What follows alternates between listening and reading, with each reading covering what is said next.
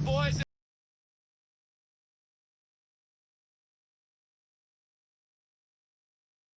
Way. Now, how do I get that taser cat out? Well, I have tried everything. This thing is stuck. I'm gonna see if I can break it by throwing it against this rock.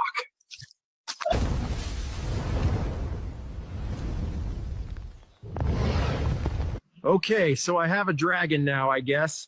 He acted like I was too fat when I tried to get on his back, so I guess I'm stuck walking still. Bro. Dude, did we, like, already start driving?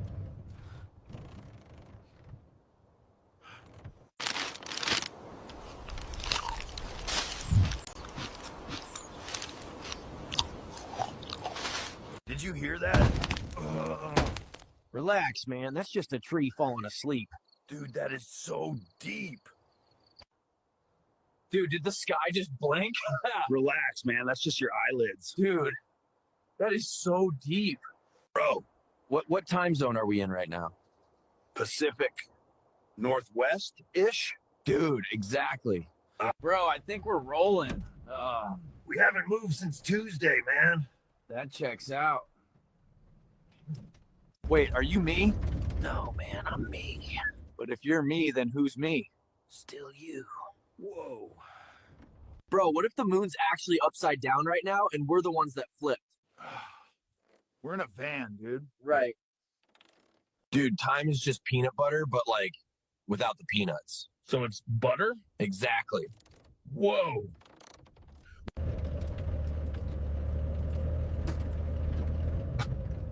Dude, we should go somewhere. Sorry, everybody. How's it going? What the hell? Why is it pausing? Anyway. Oh, what's up? Happy Saturday night. I was sitting here and all of a sudden I realized I didn't have my vape pen. I had to go find it. So I was like running around. So I had to play this extra video here. But hey, everybody, how we doing tonight? Let's see. We got Nanya Business, Tika65. Hello. Kelly C, how you doing? Marjorie Smith, J.H. Swellback. Awesome seeing you here tonight. I will try to tell you what the news is of the day and give you all the information. Yes. You're welcome for the Saturday night stream, Kelly. JD, how you doing? Rachel Boone. Nice to see you guys. Well, what's going on, everybody? We're gonna jump right in. I know I'm sorry I was a couple minutes late, but there's a lot of stories to look at to try to figure out what would be the best to talk about tonight. You know, a lot of stuff going on. You got a bunch of stuff happening in Congress, Senate. trying to confirm people or not, and are they going to go on recess? Are they not? There's news about people getting under investigation, and now there's all types of stuff to talk about. So we're gonna jump in right away. Just first thing, if you're new here, please hit the like button. Please subscribe to the channel. Throw a comment in there. Participate in the chat. It's always fun. Always nice to talk to people. And as usual with these shows, there's a goal. At the beginning of the night, I will just let you know that because of participation in the chat and what they've told me, they would like a specific number for the goal, financial number. So we're going to keep it at just a flat $100 total across Rumble, YouTube, Cash App, and once we hit that, we will go for an additional 2 hours, at least past the 2 hour mark. But it's up to you guys if you want me to go longer than 2 hours. We'll see. I might go longer anyway, but here I am underselling it or overselling, whatever you want to call it. But, let's get to the first story of the evening. This one's a good one. It's U.S. Office of Special Counsel says it's investigating Jack Smith, the former Justice Department official who oversaw the 2 federal prosecutions of Donald Trump for potentially violating the law, barring federal officials from political activity. That's a lot, isn't it? That's a big mouthful. But, also, too, I hope nobody saw any ads tonight, because I think I caught it early enough and shut it off before after the stream started. So I think that should be good. I think, maybe. Anyone see any problems with ads? No? Everything good? Good. Sounds good to me. Cool. Okey-dokey. Lock up the ass. So let's see here. This. AP, federal authorities open investigation into former Trump prosecutor Jack Smith for alleged illegal political activity. That's crazy, right? Mm-hmm.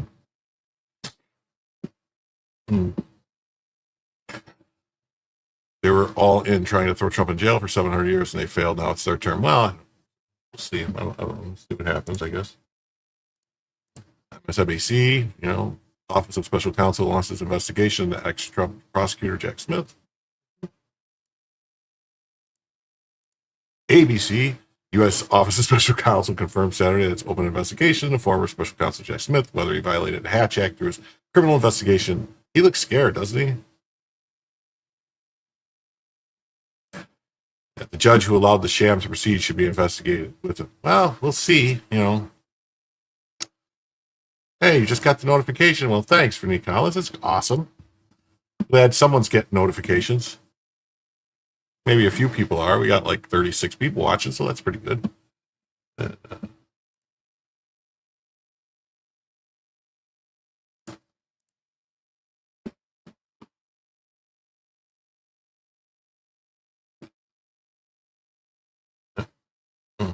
This one says, no one is above the law, remember?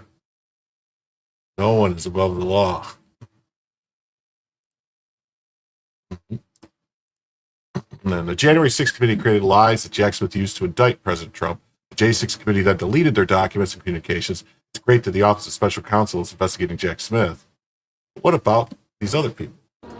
Good morning, Congressman Thompson. Hey, how you doing? Pretty good. So why hasn't the J6 committee followed through and handed over their deleted communications with Fannie Willis? With who? Fannie Willis, y'all deleted your communications with Fulton County DA Willis, and the House Oversight has asked for those communications, and the J6 committee hasn't provided them yet. Well, as far as I know, everything's been provided. Well, there's letters that say otherwise. Good morning, Congressman Thompson. Good morning, Congressman. Yes, hopefully all the political hacks that weaponize our government to get Trump for the last decade are all held accountable so this never happens again. That would be nice. Look at him looking out there and there's, hi, we're coming to talk to you. So, former Trump prosecutor Jack Smith faces investigation by Office of Special Counsel. Jack Smith, who pursued 2 cases against Donald Trump, is being investigated for potentially violating the Hatch Act. U.S. Office of Special Counsel said Saturday that it's investigating Jack Smith, the former Department of Justice Department official who oversaw 2 federal prosecutions of Donald Trump for potentially violating the law barring federal officials from political activity. The independent agency tasked with overseeing investigations into partisan influence and coercion confirmed its investigation of Smith over potential Hatch Act violations. The Hatch Act prohibits most federal employees from using their official authority to influence elections or engage in overt political activity on the job. If the office concludes a federal employee has violated the law, it refers the case to the president. Discipline can range from a reprimand to removal from federal service. So, wait, that is not going to send him to prison, though. Mm-hmm. Tells us hacks and no facts. Jack Smith must talk. Yeah, it'd be nice. They need to get somebody to turn over. That's what they really knew. If they want anything to happen, they need to get like whistleblowers or, some informants.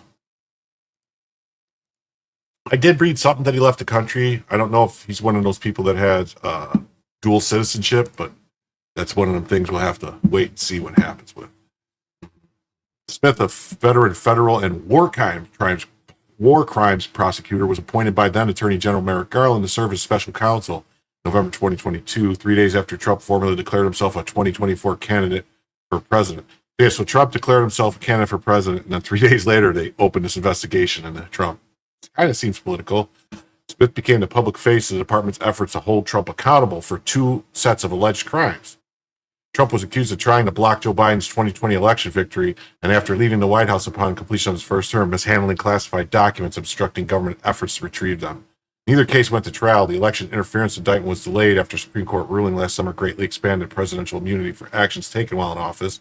U.S. District Judge Aileen M. Cannon in Florida tossed the classified documents indictment 2 weeks later, ruling Smith had been unlawfully appointed. Smith resigned from the Department of Justice in the days before Trump's inauguration this year. Lawyers for Smith did not immediately respond for requests for comment. Trump and other Republicans accused Smith of bringing the cases for political reasons. While president-elect ahead of his second term, Trump made it clear that he was planning to fire Smith and his team. The Washington Post reported in November that Smith had made clear that he would resign before Trump took office. Since Trump's inauguration, the DOJ has fired several officials involved in the 2 cases. Senator Tom Cotton of Arkansas on Wednesday called for an investigation into Smith and Garland, asking acting Special Counsel Jamison Greer in a letter to look into whether they unlawfully took political actions to influence the 2024 election to harm then candidate President Donald Trump. Many of Smith's legal actions seem to have no rationale except for an attempt to affect the 2024 election results, actions that would violate federal law, Cotton wrote. Arguing that Smith rushed to have a trial. Now, I notice how it says that this guy said acting special counsel Jamison Greer. You notice there's a whole lot of acting or interim people all over the government because it's over 6 months into the term, and for some reason, Republicans in Congress and to Senate particularly aren't in any rush to actually get Trump's nominees confirmed. They should 6 months in, they should have every nominee basically that was made should be confirmed. Shouldn't be just screwing around. President Trump, of course, vanquished Joe Biden. Jack Smith, every Democrat who weaponized the law. Oh, okay. President Trump, of course, vanquished Joe Biden. Jack Smith, every Democrat who weaponized the law against him. But President Trump's astounding victory doesn't excuse Smith of responsibility for his unlawful election interference. The senator's letter continued. I therefore ask the Office of Special Counsel to investigate whether Jack Smith or any members of his team unlawfully acted for political purposes. During Trump's first term, he largely ignored the office even after it found senior advisor Kellyanne Conway had violated the law by making partisan statements and recommended her removal. More than a dozen Trump officials during the first term flouted the law against politicking, and the administration had a willful disregard for the law, the watchdog office later found. In May, Trump announced he had selected Paul Ingrassia, a former right-wing podcast host, to lead the OSC. Ingrassia, the current White House liaison for the Department of Homeland Security, had publicly advocated for white supremacist and anti-Semite Nick Fuentes. Wow. Just like a week ago, they were calling Nick Fuentes a right-wing person. Now they're saying he's also part of a legal team representing self-described misogynist influencer Andrew Tate, who's been charged with human trafficking and forming an organized crime group in Romania, as well as rape, actual bodily harm, and human trafficking in Britain. Actually, as far as I know, the crimes in Romania have all been like dropped because they don't. I mean, I'm not a big fan of Andrew Tate, but as far as I know, a lot of the stuff kind of looks political with him too. Doesn't look like they really got any goods on him. After his selection was announced, Ingracia, who has a history of partisan statements, said in an ex post that he would work to revitalize fairness and enforcement of the Hatch Act. Ingracia's confirmation process remain uncertain as dozens of groups that advocate for federal workers are urging senators to reject his appointment. Tucker was talking to Candace about Nick Fuentes. Hey, Steve Hillard, how you doing? Nice to see you tonight. Hope you're feeling better. To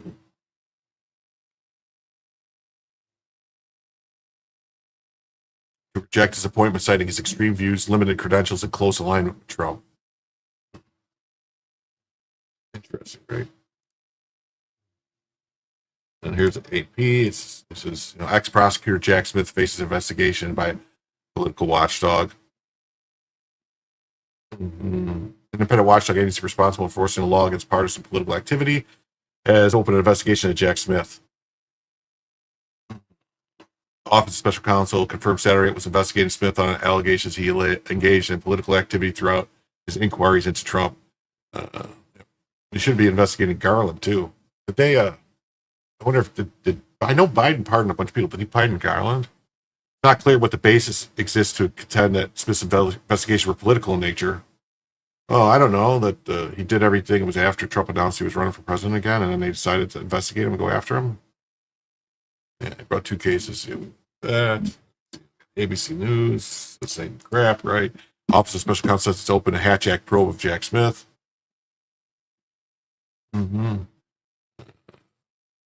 Investigation files referral from Tom Cotton. OSC will investigate Smith.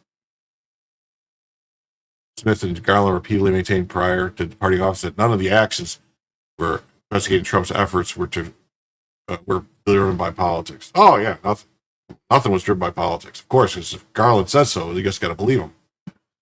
Just like when he sent the people to go after the parents in Virginia to try and stop Virginia from flipping to Republicans, the governor from losing the race. That had nothing to do with politics either.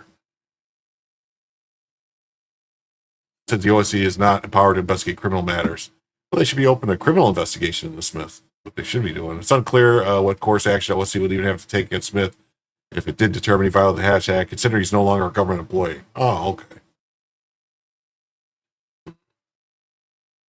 Whether it could refer the findings to the DOJ, the department has already publicly said it's investigating Smith and other prosecutors who pursued Trump through its so-called weaponization working group, being led by former interim D.C. U.S. Attorney Eagle Ed Martin.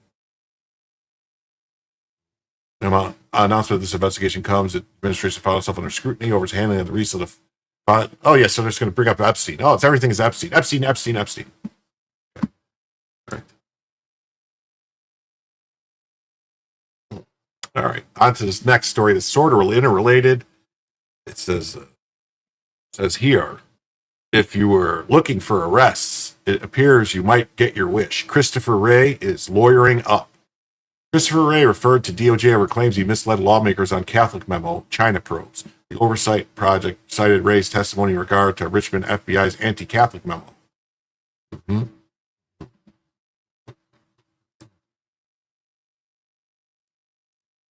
Christopher Wray's referral to the DOJ isn't surprising. It's overdue accountability. The Richmond memo scandal exposed systemic FBI bias against Catholics, relying on a discredited SPLC source while hiding over a dozen similar documents.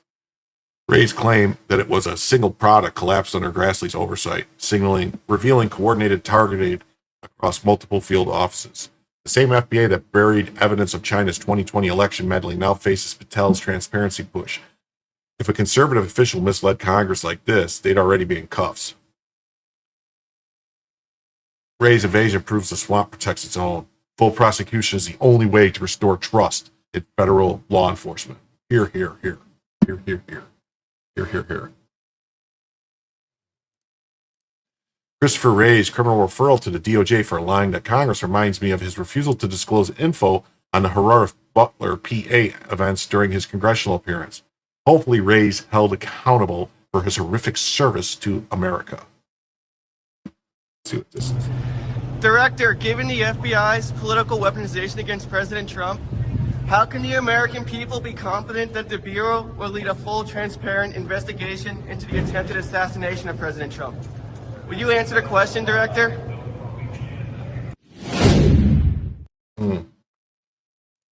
Oh, Luzelian says, I don't like the guy because getting a lawyer means nothing besides you're smart. I mean, it means absolutely nothing, but I mean, hiring a criminal defense attorney usually implies somebody informs you that you're getting looked at.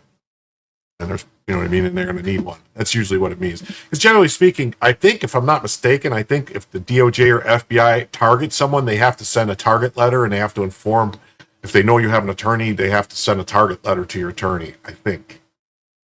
I'm not 100% sure, but I'm pretty sure they have to send a target letter to let people know. Chris Wray referred to DOJ for misleading lawmakers on memo claiming traditional Catholics were domestic extremists.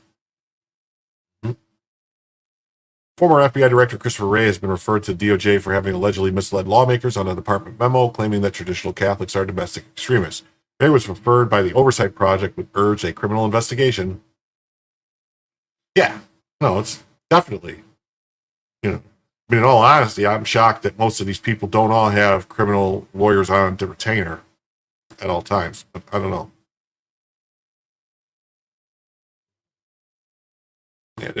Or made false statements to Congress and obstructed proceedings in 2 high-profile cases. Oversight Project Mike Howell said that he's interested in the examination of Wray's testimony on the memo from the Richmond field office that cited far less activist groups in a determination that Catholics who attend Latin Mass are domestic extremists. Howell is also interested to know more about Wray's testimony, claiming that the Chinese had a scheme to distribute fake driver's licenses ahead of the 2020 election. The memo about which Wray testified before Congress in July 2023 was rescinded in February 2023 by the FBI. But what I can tell you is referring to the Richmond product, which is a single product by a single field office, which as soon as I found out about it, I was aghast and ordered it withdrawn and removed from FBI systems. Wray said at the time. The House Judiciary Committee revealed after Wray's testimony that the FBI relied on offices across the country to develop its assessment of traditional Catholics as potential domestic terrorists. While our standard practice is not to comment on specific intelligence products, the FBI said in the retraction, this particular field office product disseminated only within the FBI regarding racially or ethnically motivated violent extremism does not meet the exacting standard of the FBI. Director Wray's testimony was inaccurate not only because it failed to reveal the scope of the memo's production and dissemination, but also because it failed to reveal the existence of a second draft product on the same topic intended for external distribution to the whole FBI. The Oversight Project said separately, the draft product was intended for distribution as a Strategic Perspective Executive Analysis Report, SPEAR, and it was clearly a separate product. Upon learning of the document, FBI headquarters quickly began taking action to remove the document from FBI systems and conduct a review of the basis for the document, the Bureau said, in rescinding the memo. The FBI is committed to sound analytical tradecraft and to investigating and preventing acts of violence and other crimes while upholding the constitutional rights of all Americans. It will never conduct investigative activities or open an investigation based solely on First Amendment protected activity. What happened with the whole thing with the school boards? Because that was all First Amendment protected activity. Yo, Pyramid 7, what's up? The House GOP and the Weaponization of Government Committee revealed in December 2023 that the FBI considered developing sources from among the Catholic clergy and interviewed a priest and choir director affiliated with the Catholic Church in Richmond, Virginia. They also discovered there was no legitimate basis for the memorandum to insert federal law enforcement into Catholic houses of worship. That does seem very, very strange that they would do such a thing. Let's see, Fox News says Christopher Wray referred to DOJ over claims he misled lawmakers on Catholic memo. China probes.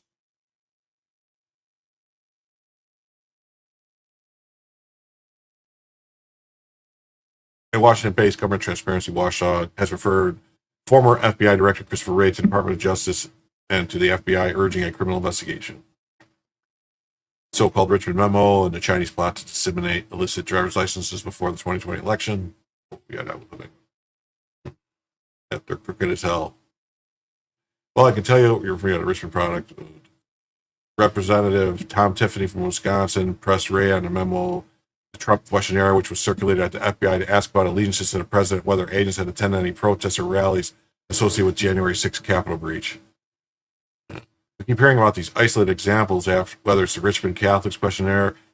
This questionnaire, isn't it a pattern? I didn't know about the questionnaire they were asking FBI agents if they supported Trump. That seems, based on records, there wasn't just one FBI document, but over a dozen, Grassley said. The referral also notes that this remark by Grassley belies Ray's testimony, suggesting a one-off incident. And more field officers were involved than we've been led to believe, Grassley said. A second Richmond memo similar to the first went unreleased following the backlash.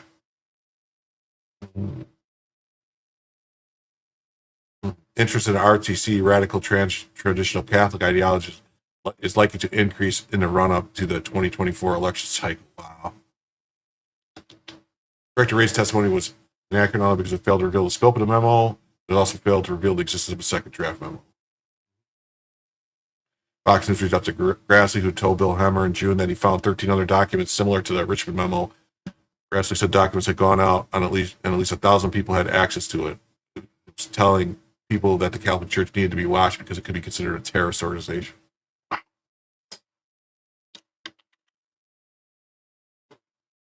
Yeah. Patel cited the CCP influence case in June, declaring the former FBI leadership withheld the facts and misled the public on China's 2020 election interference.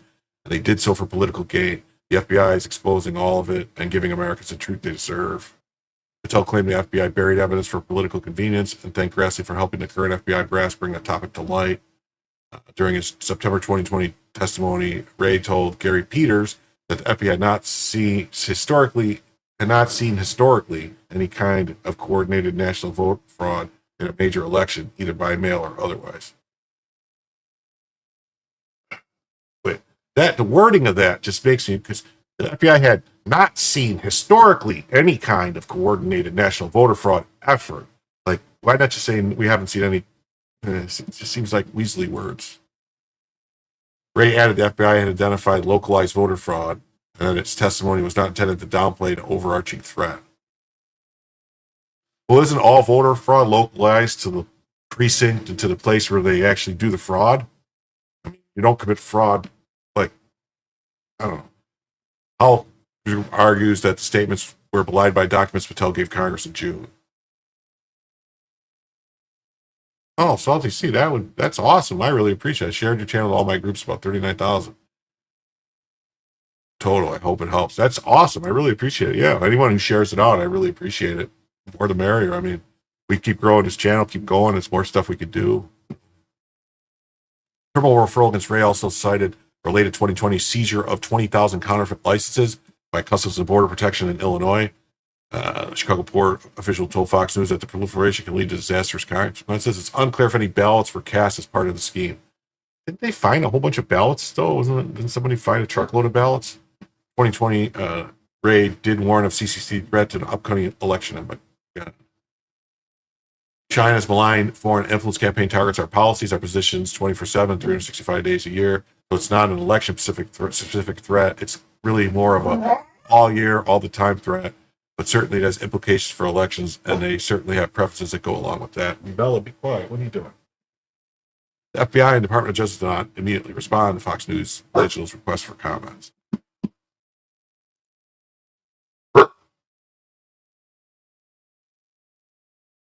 And speaking of elections, huge news. The Department of Justice just launched a nationwide investigation into the voter rolls, including California and Minnesota. They will make sure illegals and deceased people are entirely purged. Democrats' ability to cheat is dwindling.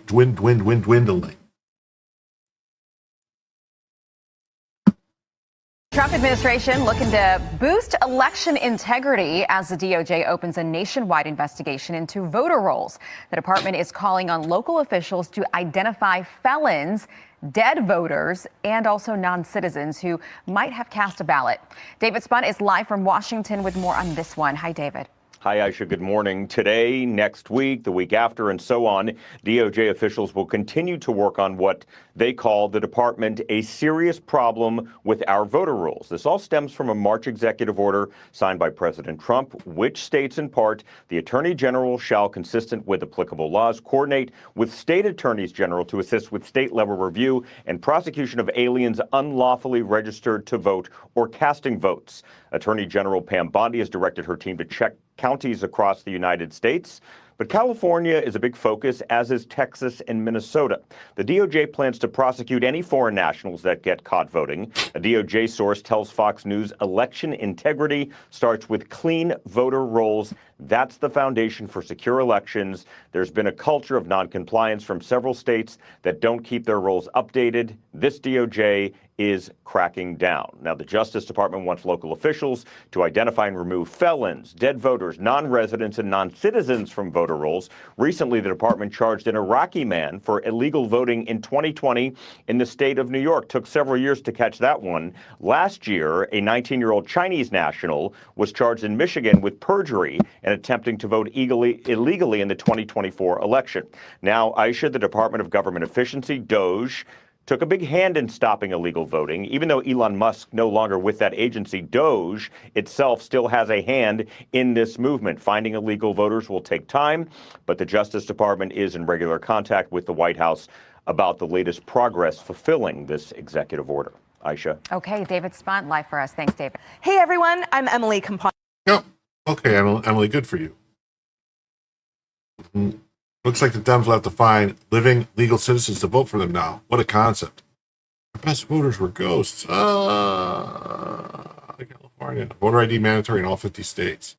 You need an ID required for alcohol, cigarettes, opening a bank account, applying for food stamps, welfare, Medicaid, Social Security, unemployment, rent a house, buy a house, drive by, rent a car, get on an airplane, get married, purchase a gun, adopt a pet, rent a hotel room, apply for a hunting license, apply for a fishing license, buy a cell phone, visit a casino, pick up a prescription, hold a rally or a protest, blood donations, buy an M-rated video game, purchase nail polish at CVS, purchase certain cold medicines, enter a state or federal building, but you don't need it for voting.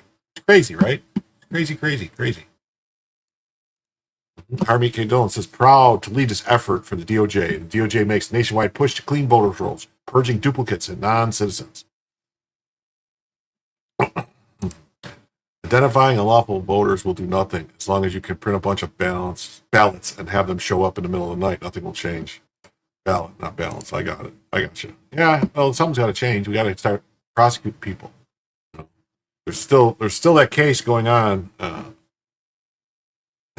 From a former expat, please look at expatriates who vote illegally in the states that weren't their most recent U.S. domicile. Why waste Dem votes in New York when you can vote in a swing state like Florida? If you compare addresses and voter rolls and IRS files, you'll find thousands.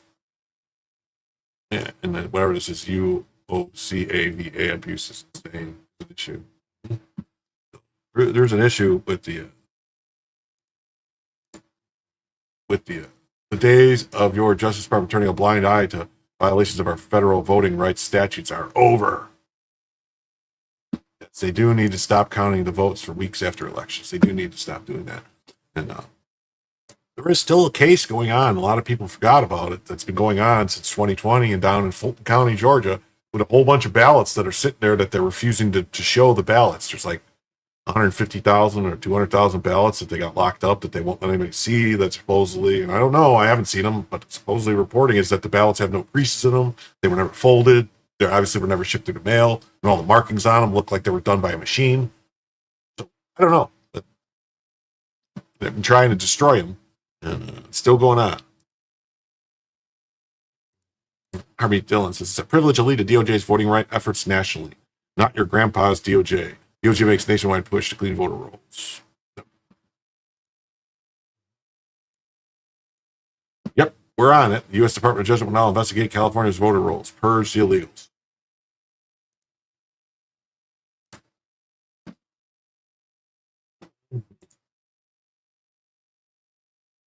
Pam Bondi's DOJ is right to enforce.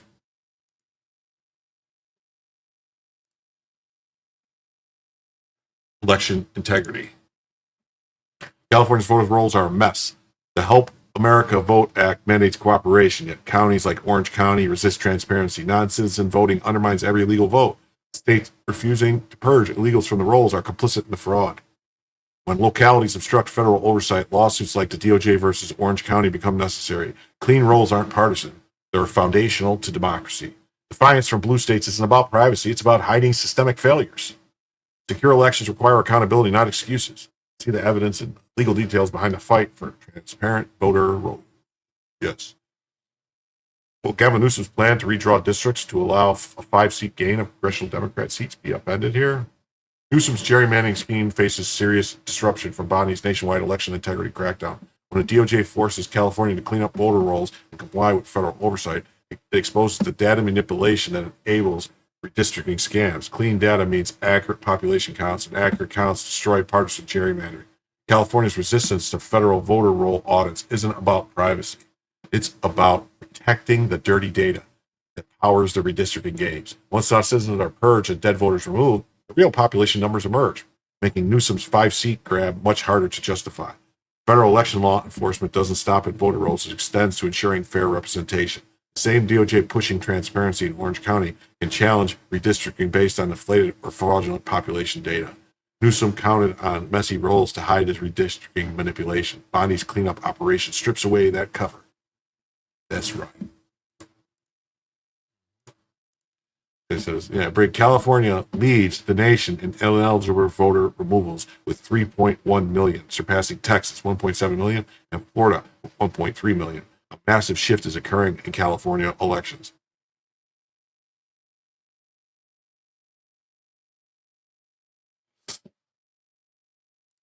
I don't know. It says, I really hope that age-old rumor is true that while Trump was in office, he ordered every ballot to be water inked.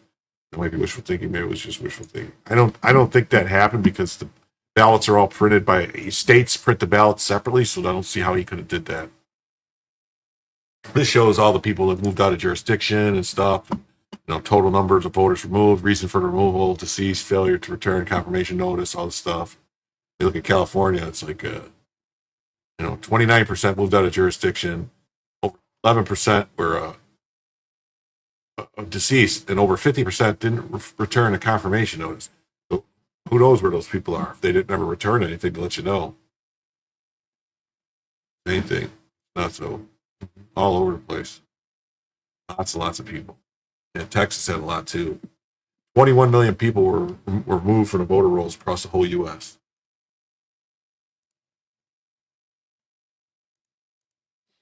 It says the DOJ makes a nationwide push to clean voter rolls.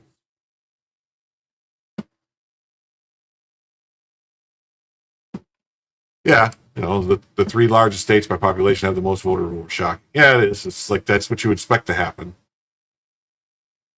So I don't know why they're making such a big deal on it. So DOJ makes nationwide push to clean voter rolls, purging duplicates and non-citizens. This media cannot be loaded either because the server or network failed or because the format is not supported. I don't know what that means. Trump Department of Justice has launched a nationwide effort to clean up voter rolls ahead of the 2026 election, pushing states to purge duplicate and outdated registrations and catch any non-citizens or illegal aliens who slipped into a position to vote. Officials told Just the News on Saturday. Notifications have gone out to several states and localities that the DOJ Civil Rights Division has been concerned that states aren't complying with federal laws, including California, Wisconsin, Utah, and New Hampshire. Unlike the previous administrations, Trump's DOJ we will fight to have fair and secure elections, and that begins with making our voter rolls accurate, Attorney General Pam Bondi told Just the News. They're making a big deal out of it because they're trying to push the narrative. Yeah, I mean, they're trying to say, like, oh, look at California had so many people removed. I mean, California has a huge population compared to every other state, right? I mean, I think California is double the population of Florida, or almost double the population of Florida, and I'm pretty sure it's like 10 million more than Texas. So I don't know. Integrity of voter rolls has been a major focus of conservative election integrity lawyers. As a growing number of states report, they have found a small number of non-citizens slipping onto their rolls. For instance, Texas Attorney General Ken Paxton last month announced a probe into over 100 potential non-citizens who cast over 200 ballots in prior elections. In addition, the Director of National Intelligence, Tulsi Gabbard, and FBI Director Kash Patel recently declassified documents showing that the Bureau failed to fully investigate intelligence that Communist China sought to hijack the 2020 presidential election with a potential mail-in ballot scheme to assist then Democrat nominee Joe Biden. Do we know that they didn't? Is there any proof? Is there any Is this possibly where the 81 million votes came from? I mean, is that possible that China did something and padded votes somewhere? I don't know. I'd like to see it investigated, though.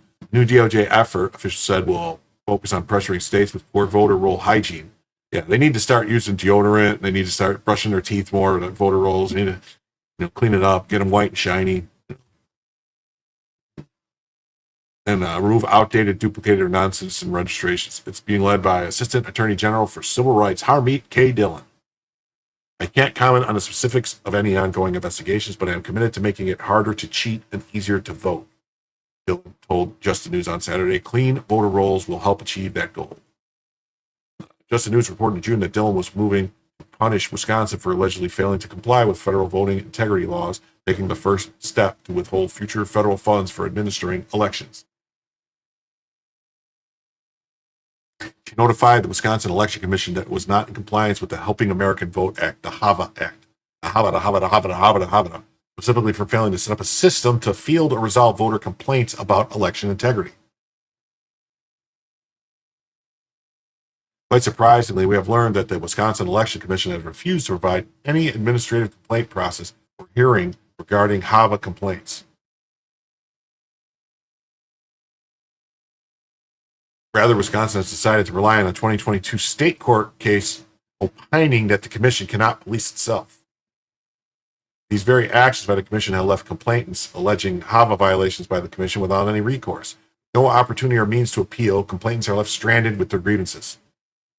DOJ told state election regulators they must come into immediate compliance that the agency was taking the first step to pull future federal election assistance funds. Similarly, the DOJ recently sent a demand to Orange County, California, seeking their identities of any illegal aliens who made it on voter rolls. The county resisted, and the DOJ now sued to force compliance.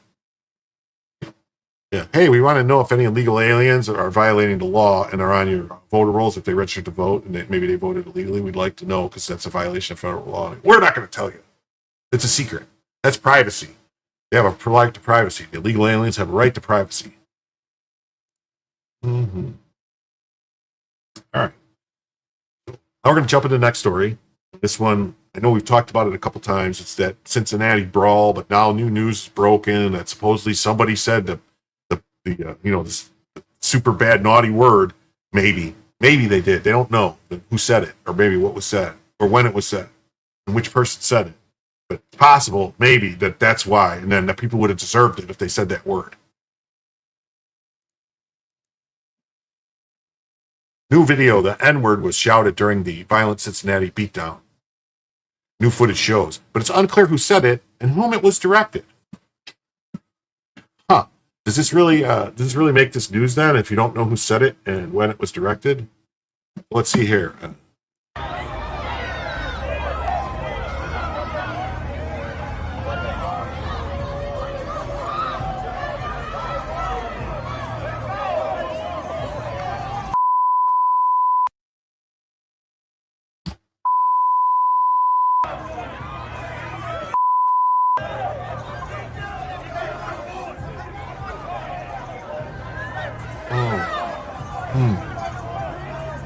Kind of looked like me like these people were already getting beat when whatever was yelled. So I don't understand what that has to do with anything. If someone's already on the ground getting beat, how could saying a word later, if it was this person that said it, or depending on who it was, how that would have justified the beating unless they're psychic and premonitions and they knew that they were thinking that word. So that's how they knew that they had to beat them, because there was thoughts running in their head that gave them the right to beat them.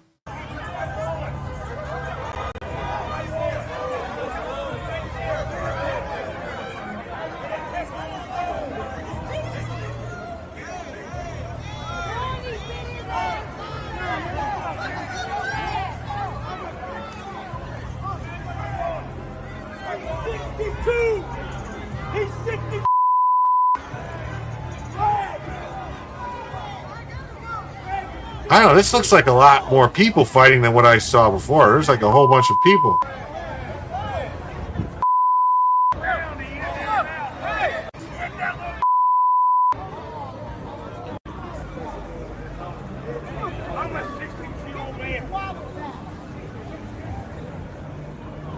We almost made it without no drama. No, made it without no drama. Unbelievable. You know, there are 0 words that you give someone the right to beat someone. Kind of hard to find out who said it when you're bleeping the whole freaking thing. Yeah, it's kind of hard. Then they could just use it. And like Luke says, who gives an F still doesn't excuse this type of behavior against anyone. Yeah, Skynet predetermined crimes is coming. Yeah, that's what I'm saying. The video starts when I'm already down. It doesn't clear anything about an N-word user. Yeah, I know, but they're just trying to make excuses now. Just like the guy was saying, like, oh, the guy, there's people saying, oh, the guy should have just walked away. And the woman, they should have walked away. Should have just walked away. Should have walked away. Yeah. Fox News is all, I don't really, Fox News is starting to really upset me. Video of racial slur yelled during the brutal Cincinnati beatdown emerges. But who said it? Was it a black person that said it? Because then it's not a racial slur, right? If a black person says it, then it's a racial championship or something. I don't know. That's not a reason to beat people. And if you think it is, you don't belong in a civilized society. Yeah, this woman deserved that, right? She deserved that. Yeah. The racial slur came after a white woman was brutally beat unconscious. Fox News needed to fire the collective of woke scumbags who wrote this article to fuel more violence. Racial intimidation is also against federal law, 18 U.S.C. 245, FBI. Right?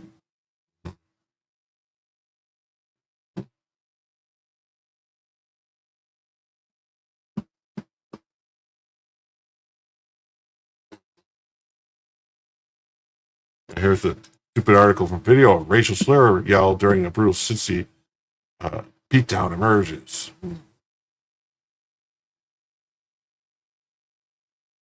The guy who witnessed the scene but didn't call the cops. But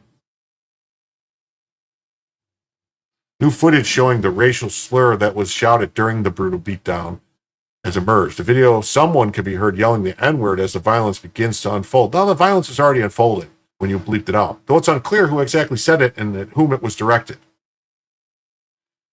Attorney Brandon Fox, who represents defendant Jeremy Matthews, told Fox that it was not a black racist mob attacking people. These were separate fights that were triggered by racial slurs that ultimately poured gasoline on the fire. Oh, okay. Yeah. Okay. Fox also says client was not involved in the smaller fights, but rather was trying to break them up. He only got involved when he was slapped by a taller white man. Wasn't that the guy who said he was going to go mess with the Russians, according to his mom? Matthews is facing charges of aggravated riot and assault, and his bond was set at $100,000. However, he returned to court on Thursday where he faced 2 new counts of felonious assault and 1 for misdemeanor assault. The judge set new bonds that were pushed to $270,000.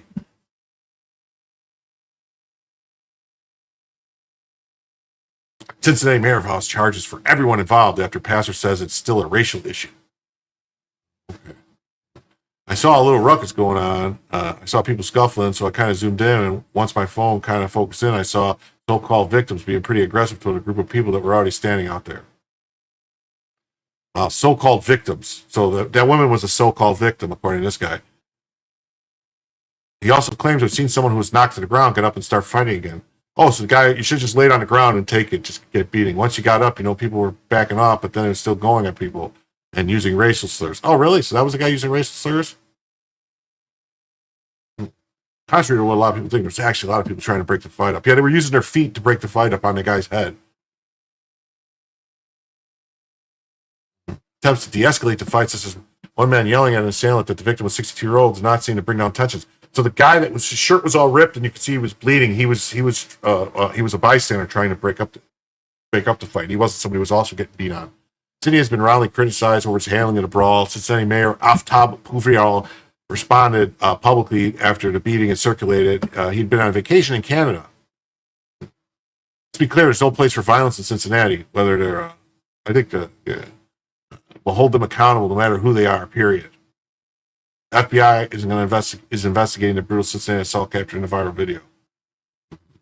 Additionally, a city councilwoman who was also faced public scrutiny after she said the victim begged for that beatdown.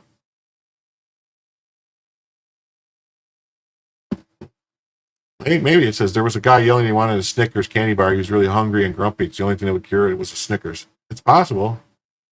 Yeah. The lady was just trying to help the guy get up when she got beat up. Yeah. Cincinnati police chief later revealed that approximately 100 people witnessed this and were involved in the fight. Only one called law enforcement. Cincinnati police have been notified in real time. When speaking, Black appeared to chalk the fight up to an atmosphere in which people were drinking out late for the annual Cincinnati Jazz Fest. You know, there was a lot of people who were concerned. They're trying to change the narrative after the guy's mother came out and said, yeah, they were just messing with them Russians. You know, he said, hey, we're going to screw with these Russians. That's what started the whole thing. I don't know. Yeah, that woman, she deserved it.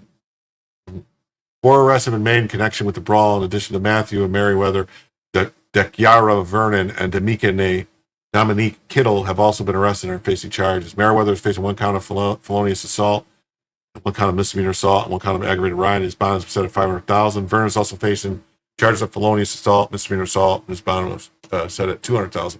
I think what's going to happen, I think this is just for right now, and as soon as it dies down, they're going to probably let the people out without bond. Matthew's attorney claims his client did not know Merriweather. Detectives said in court this week that the two coordinated with each other. Meanwhile, Kittle, who's charged with aggravated rioting and misdemeanor assault, has first court appearance on Saturday. His bond was set at $150K. Additionally, his attorney said on the record that Kittle suffers from paranoid schizophrenia. Oh. So we had a bunch of people running around with paranoid schizophrenia beating on people in the street. That's great. That's just great.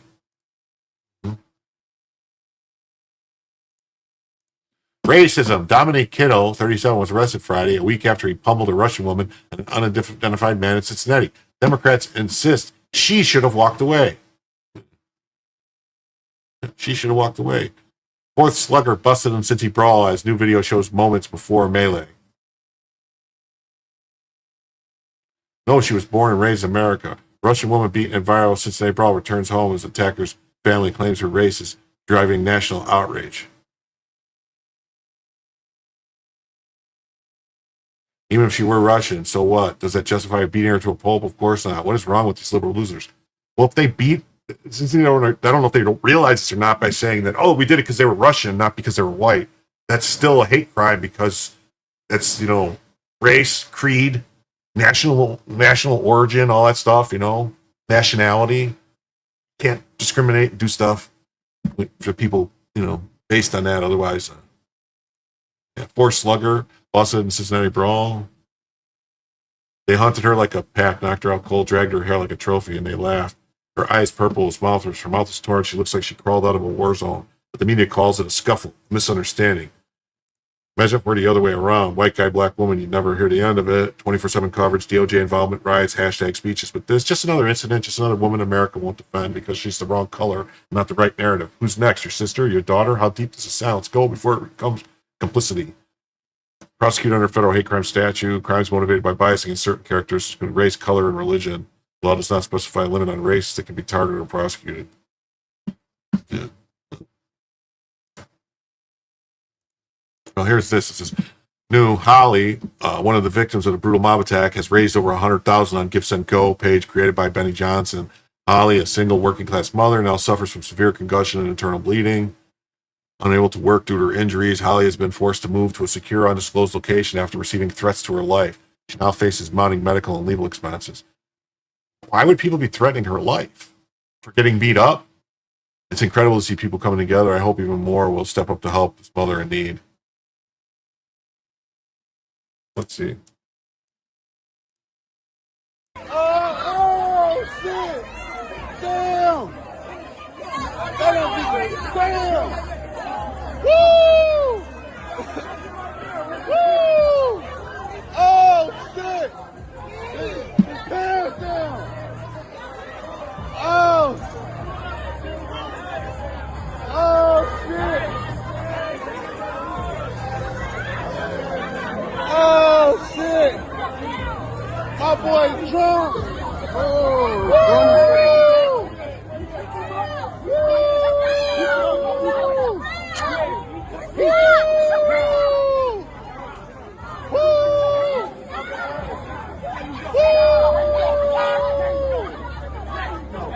Damn!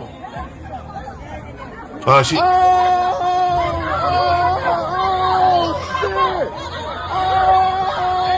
So I don't know if you noticed that it was a couple women came running up to hit her, but she shouldn't have been. They came up to hit her, and then a guy just laid her out.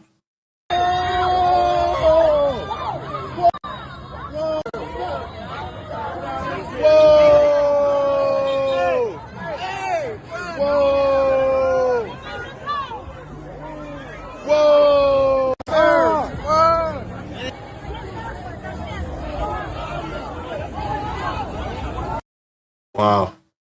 That's brutal. Help her recover. Go to Give Send Go here. Help Holly recover from Give Send Go. It's help Holly recover from Ohio mob attack. I don't have the link, but if anyone wants to go over there and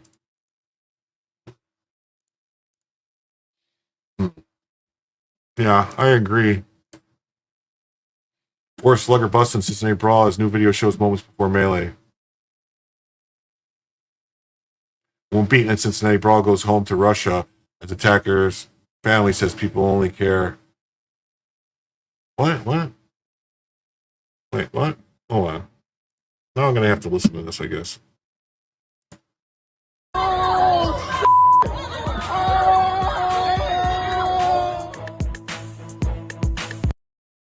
Female victim of Dem Holly, U.S. Senator from Ohio, was returned to Russia. Gruesome photos reveal she was left with a black eye, busted lip, bruises covering her face and neck after being knocked unconscious. Comes out a family member. One of the suspects arrested following the fight claims the story has only drawn so much attention because they're white. If I was an African American woman who got knocked out, we wouldn't even be. Okay, whatever. Yeah. Fourth person has been busted in connection with the vicious brawl in Cincinnati. That left two people seriously injured. As new video shows the victims lobbing racial slurs at their attackers moments before the beatdown. See, now this is New York Post saying it's the victims lobbing racial slurs at the attackers moments before the beatdown. So this is the Post, which is also owned by the same company as the Fox News. So you notice that they're doing here. Rupert Murdoch owns both Fox News and the Post, so it's kind of odd. But they're actually blaming it on the victims, even though nobody said they heard anything until was arrested after a week after he pummeled a Russian woman. Also, he was the guy who hit her. He was charged with felonious assault. His bond was set at $150,000. So he was only set at $150,000 for beating a woman. Two others have been charged with brutal beatdown.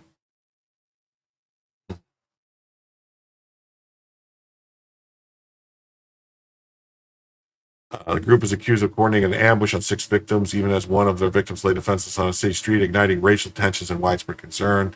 What we all witnessed in the viral video Saturday morning was not only disturbing, but outright cruel. It was an act of violence that shook us all.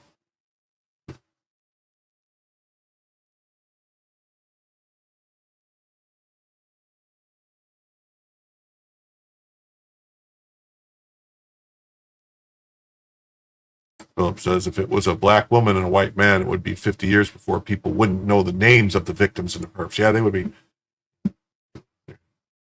victimize the victim. That's what they do.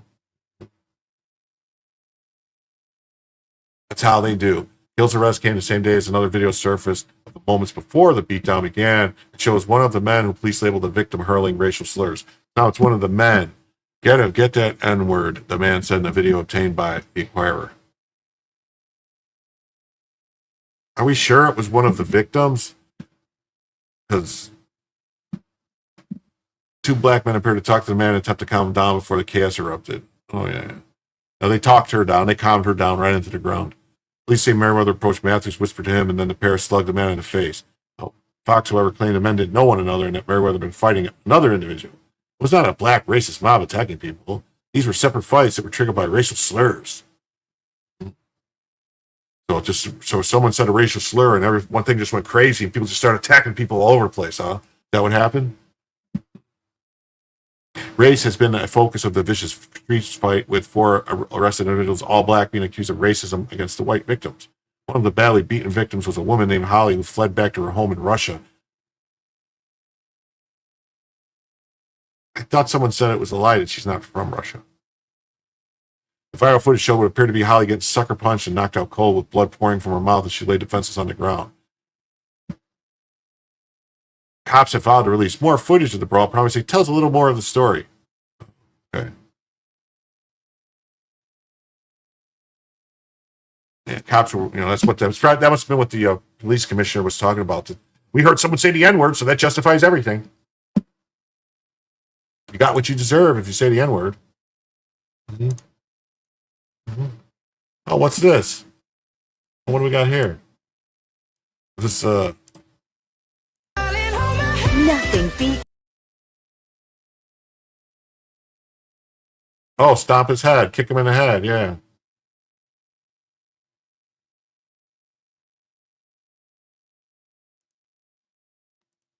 Awesome. On to the next story. Mm-hmm.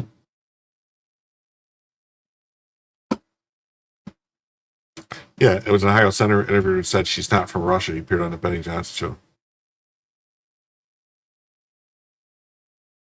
show. Well, from what I'm understanding, these people aren't from Russia. They're from Ohio. Because the senator from Ohio, Bernie Moreno, talked to the woman, and she's in hiding in Ohio. She's been getting death threats. So, okay, I forgot. Look at this, 1 hour and 1 minute, 30 seconds. So we're going to say goodbye to the people on X.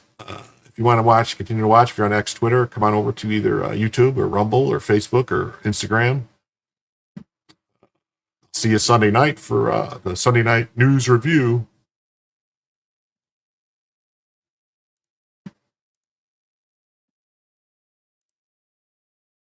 Okay, now it's just us here talking. Didn't the article say she was Russian but born in America? Well, then that would make her, I mean,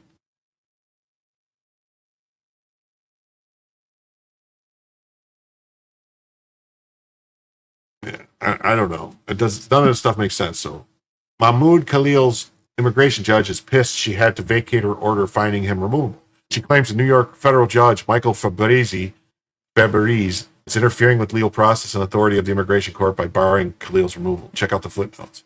That's right here. Yeah, see, it says decision of order of the immigration judge pursuant to the order of the district court. It's hereby vacates because the immigration judge found him removable and did all this stuff, and then the district court, who has no authority over immigration at all, the district courts are barred from involvement. It's only supposed to be on appeal after it's appealed through and that would go to an appeals court, the circuit court, not the district court. But yet this district court ordered the immigration judge to reverse his ruling, even though it doesn't work that way.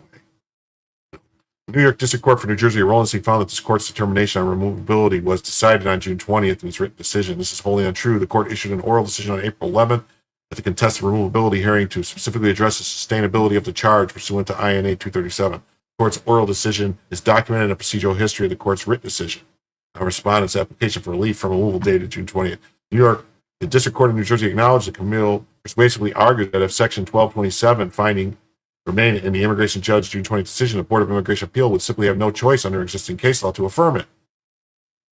Yeah. The District Court of New Jersey also acknowledged that district courts such as this do not have appellate jurisdiction over executive immigration tribunals. That's right. It had no authority to do this. However, despite the district court's acknowledgement, dicta that does not intend to interfere with the important work of immigration tribunals, the orders issued by the district court have departed from providing remedies in a habeas petition embarked on interfering with the legal process and authority of the immigration court bestowed upon it by Congress, based largely on unreliable affidavits from non-parties.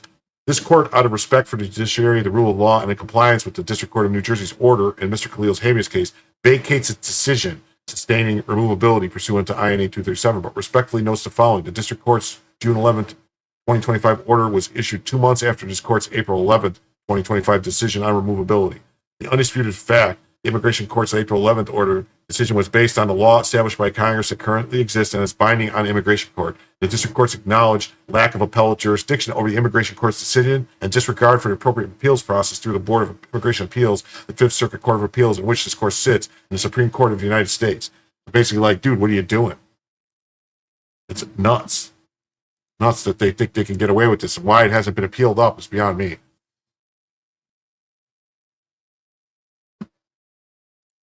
Mm-hmm.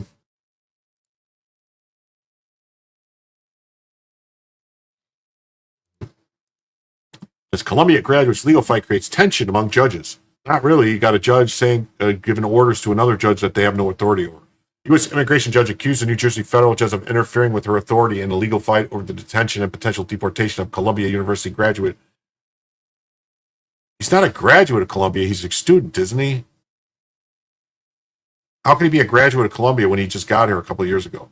The July 31st order made Public Friday, immigration judge Jamie Coleman wrote that she believed the U.S. district judge had gone too far in a recent ruling releasing Khalil from custody. Coleman said, pursuant to a ruling from Bears, she had withdrawn an earlier decision that Khalil could be deported, but indicated she disagreed with her judicial colleague in New Jersey. The district court's order have embarked on interfering with the legal process and the authority of the immigration court bestowed on it by Congress.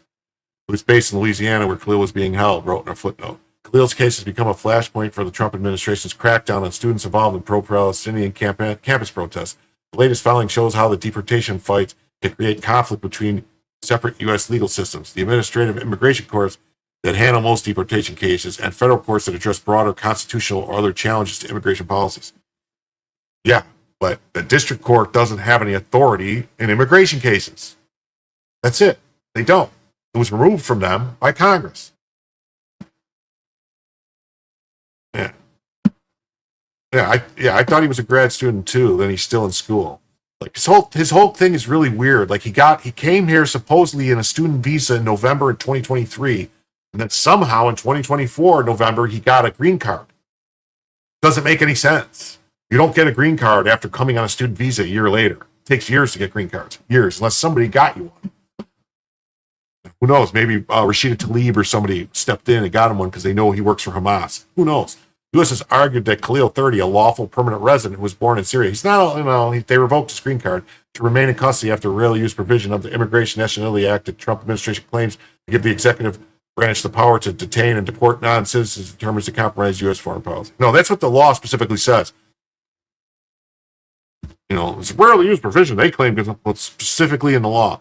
Marco Rubio said that Khalil's participation in campus protests related to the war in Gaza present a threat to U.S. foreign policy. The government also alleged that Khalil made errors on his 2024 green card application. Yeah, he lied.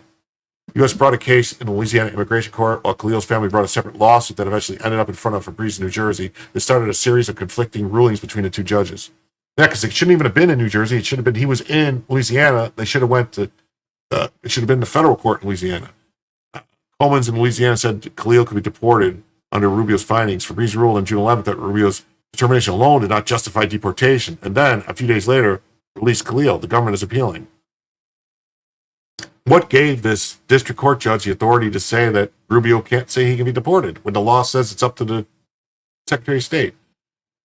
Coleman's issued the July 3rd order confirmed she'd taken that step and included footnotes criticizing for his handling of the situation. Immigration courts are the arm of the Justice Department within the executive branch, and its judges are appointed by the U.S. Attorney General. District courts are appointed by the President and must be confirmed by the Senate.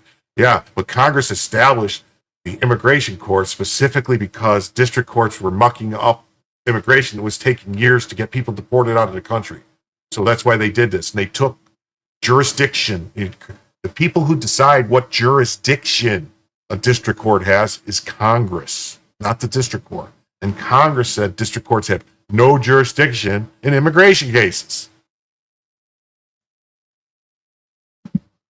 The case, Mahmoud Khalil versus Trump, U.S. District Court in New Jersey.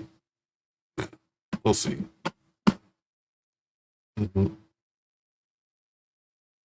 This is from the First Amendment has limits. Tom Homan insists Mahmoud Khalil will be deported.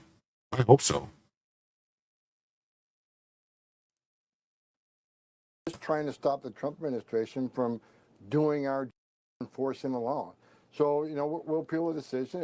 If the appeals court rules on the specifics of the case and rules on what the law says, there's only one ending, and that he gets deported.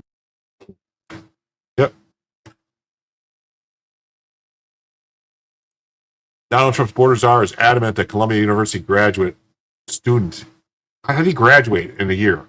If he only got a student visa in November of 2023, and he got his green card in November of 2024, and this is June of August of 2025, how could he be a graduate of Columbia? He'll be deported, despite several court rulings that have kept the Palestinian activists out of detention. Well, the court rulings have all come from one judge. A federal appeals court on Wednesday rejected a request from the Trump administration to rearrest Khalil and keep him in immigration detention while he continues to challenge the government's attempt to remove him from the United States. They'll continue to appeal. We got a radical judges trying to stop the Trump administration from doing our job and enforcing the law. There's nothing I can do about the low volume on the videos.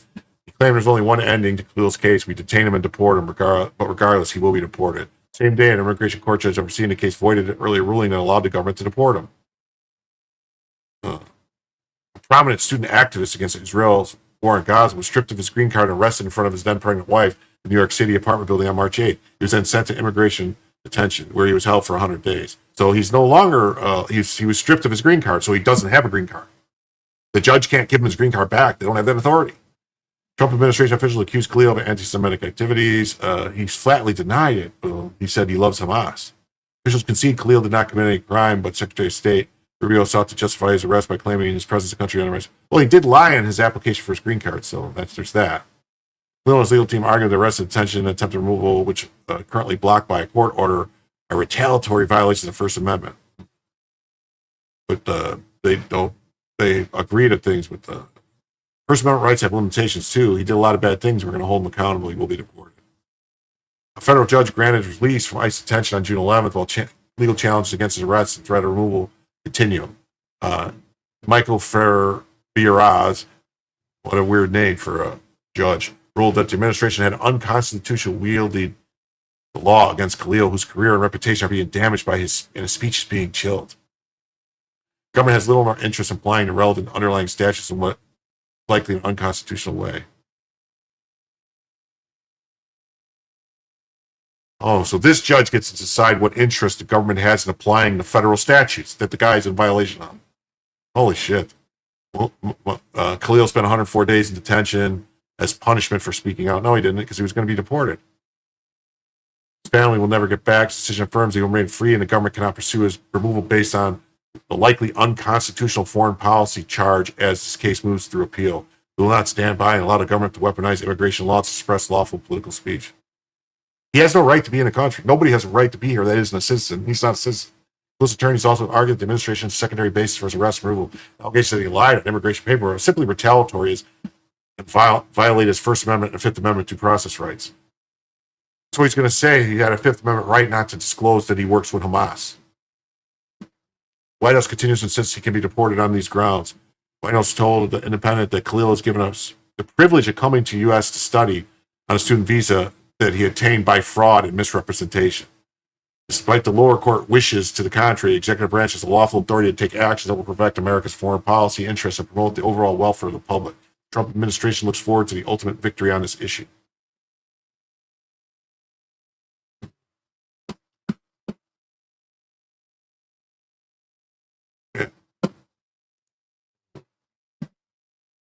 When Trump supporters try to take over a government building, it's called insurrection. When it's foreign-born leftists, they get rewarded with citizenship. Yeah, it's crazy, isn't it?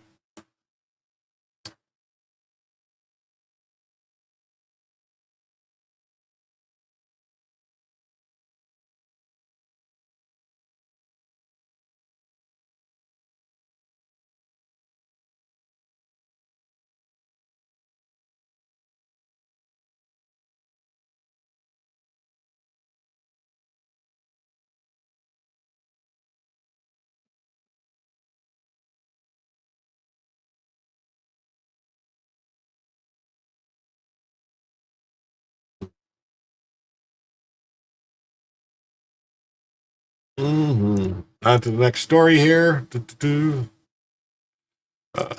Wall Street is suddenly waking up to the fact that President Trump's leadership team is made up of rock stars operating on an entirely higher level than prior administrations. Even Trump's first term. They aren't ready for government run killers who actually know how to win. Trump 2.0 is pure execution. The long game. Trump quietly revived Kennedy's yield curve genius without the Fed's help. What happened in July 31st, 2025 may not have dominated the evening news, but historians and markets will remember it. The U.S. Treasury under President Trump and his handpicked Secretary of Treasury, Scott Bessent, executed a bond buyback so strategically elegant, so quietly effective, and so steeped in economic history that it demands both attention and praise. In repurchasing $2 billion worth of long-dated debt at a steep discount, the Trump administration engaged in an act of economic statecraft that rivals Kennedy's famed Operation Twist and arguably improves on it. The U.S. quietly brought back $2 billion in its own long-dated debt. Most missed it. It's maybe the most clever and underappreciated policy move of the year. The Treasury bought back its own debt. What do you know? First, what did they do? The Treasury ran a reverse auction to buy back long-term bonds maturing in 2042. These were not your average IOUs issued during zero interest rate era. They carried meager coupons of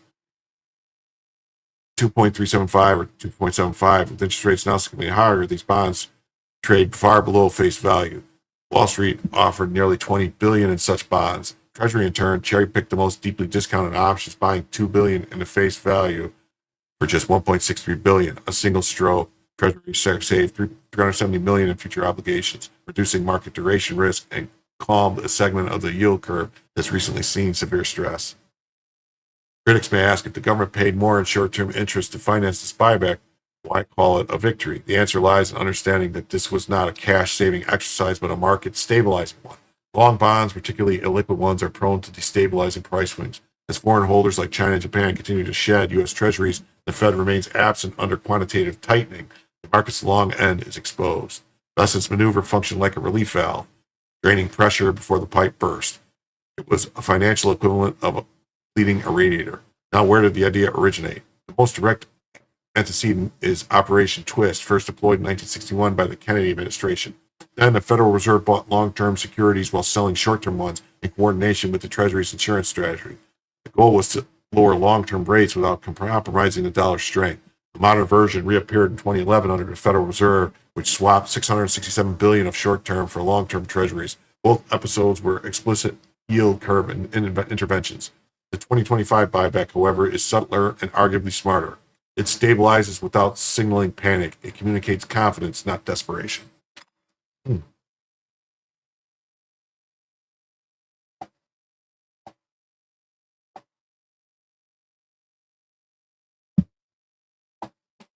Hello, AHA. Says DHS estimated 2.6 million plus undocumented residing in California in 2022. Many more came in during Biden. Yeah, there's probably 2 million in LA County alone. This is where Bessent deserves singular credit. Appointed by Trump not for political loyalty, but for intellectual acumen. Bessent is no ordinary appointee, a former hedge fund executive, and more crucially, a professor of economic history at Yale. He understands what too many technocrats forget. History does not repeat, but it rhymes. Bessent recalled not only Operation Twist, but the U.S. buyback era of 2000-2002, when budget surpluses allowed the Treasury to retire $25 billion in long-term debt.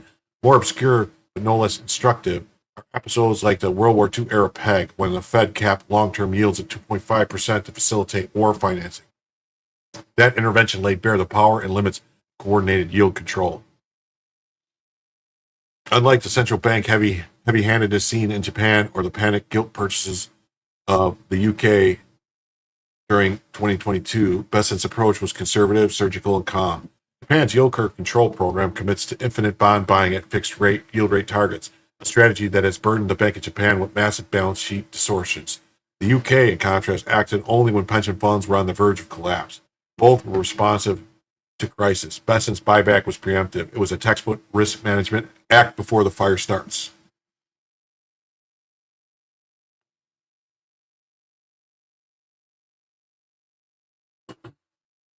To those skeptical that a $2 billion buyback can move markets, their historical record says otherwise. Even modest interventions, when timed and executed with precision, can shape expectations. This is especially true when the officialdom has credibility. Under Trump, the credibility is being rebuilt brick by brick.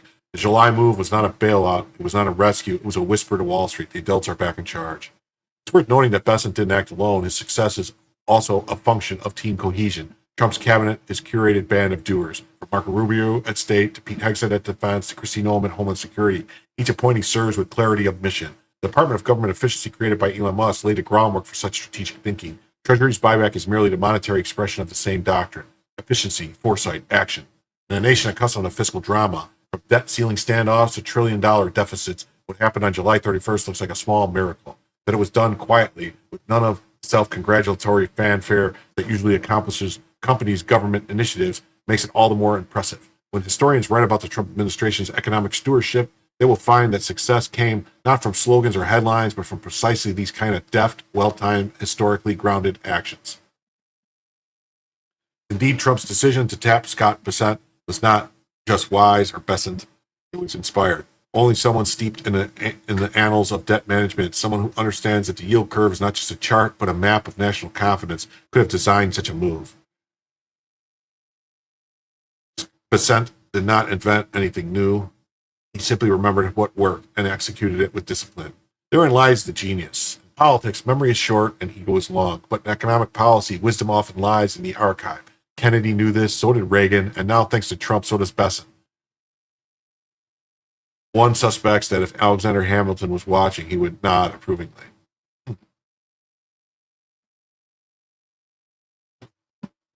NPR insinuated a major sell-off.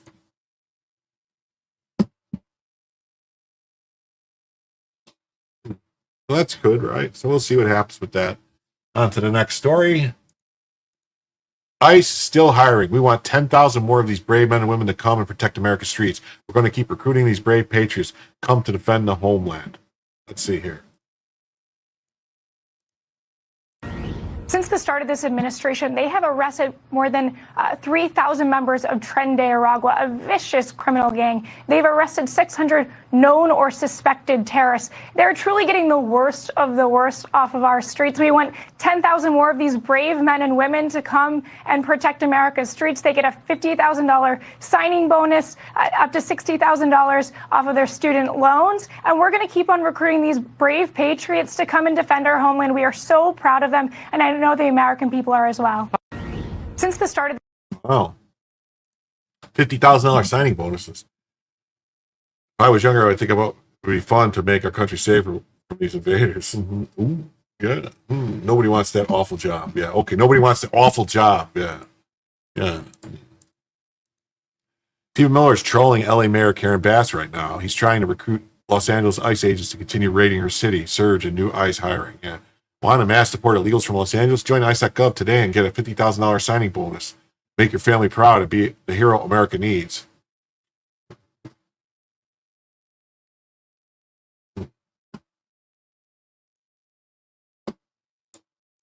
The Ninth Circuit TRO against ICE raises judicial overreach that undermines federal enforcement of immigration law. Phasing in requirements to root out illegal labor, a systemic approach LA's leadership opposes. While Bass celebrates blocking raids, Section 274A-D of Act authorizes DHS federalized verification systems, overriding sanctuary obstruction. Miller's recruitment push aligns with Title X authority to protect federal operations during civil unrest. LA's $28 billion fire damage versus endless sanctuary spending reveals twisted priorities, protect illegal labor over citizens. The court will fold when the full weight of Article 2 enforcement crushes their temporary orders. The legal and fiscal contradiction in LA sanctuary stance demand a harder look.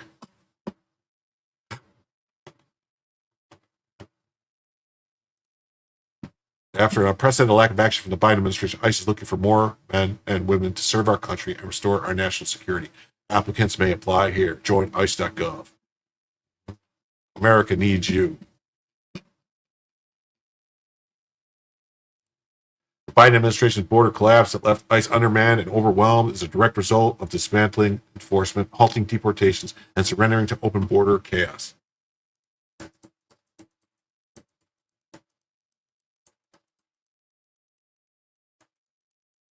Hold on a second, I'm closing some tabs. Oop.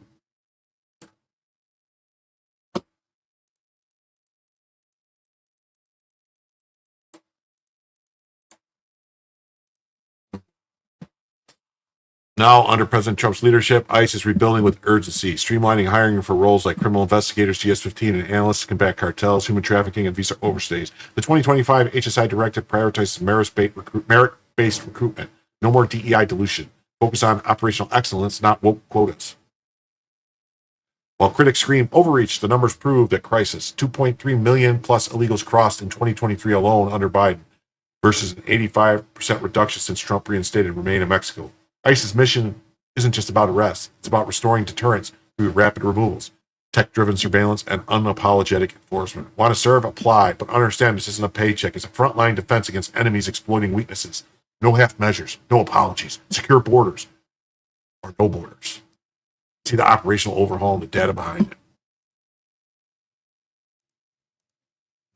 New DHS and ICE announced a massive new ICE recruitment campaign with the incoming One Big Beautiful Bill funding a theme of defend the homeland.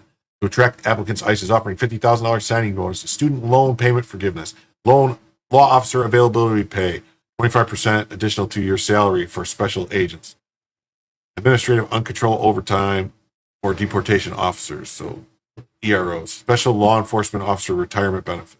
Statement from the acting ICE director, Todd Lyons. Your country is calling on you to serve at ICE and defend your homeland. In the wake of the Biden administration's open border policies, the dedicated men and women of ICE now face unprecedented challenges removing millions of criminal illegal aliens from our country. Thanks to the One Big Beautiful Bill, we are now funding to recruit and hire Americans who want to patriotically serve their country and protect American communities. Under President Trump and Secretary Noem's leadership, ICE is finally empowered to do their jobs again. Join ICE today and help defend the homeland. Defend the homeland. Join ICE today. ICE recruitment website features Uncle Sam and says the country is calling upon Americans to serve due to the disastrous immigration policies of the Biden administration. Your country is calling on you to serve due to the prior administration's disastrous immigration policies. The men and women of ICE now face unprecedented challenges. You are critically needed to secure our communities and uphold our laws. Huh. Golden Age activated. Cool. Amazing. It needs good.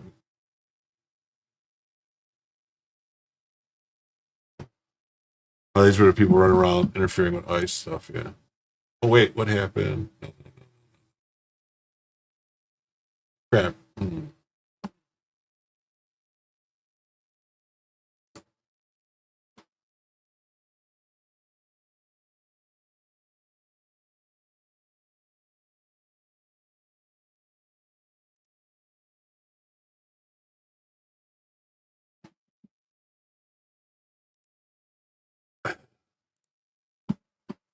Biden administration's border collapse left ICE undermanned and overwhelmed, the direct result of dismantling enforcement, halting deportations, and surrendering to an open border chaos. Now, under President Trump's leadership, ICE is rebuilding with urgency, streamlining hiring for roles like criminal investigators and analysts to combat cartels, human trafficking, and visa overstays.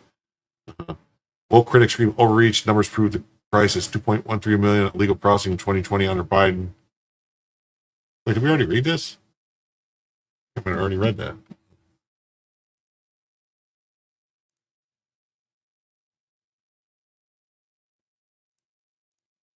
Just in, ICE is surging hiring. President Trump is now advertising for people to sign up to become an ICE agent. We need more courageous men and women to make America safe again. Join ICE now. We will take great care of you, just like you take great care of us. That's cool, right? Our brave law enforcement agents are working to get the worst of the worst criminals out of the country: terrorists, pedophiles, MS-13 gang members, murderers, rapists, drugs, human trafficking. They're getting the sleaze bags, the scum of the earth that crooked Joe Biden let in out of here. We're getting them out fast. We need more courageous men and women to help do the job. Yeah. Join ICE.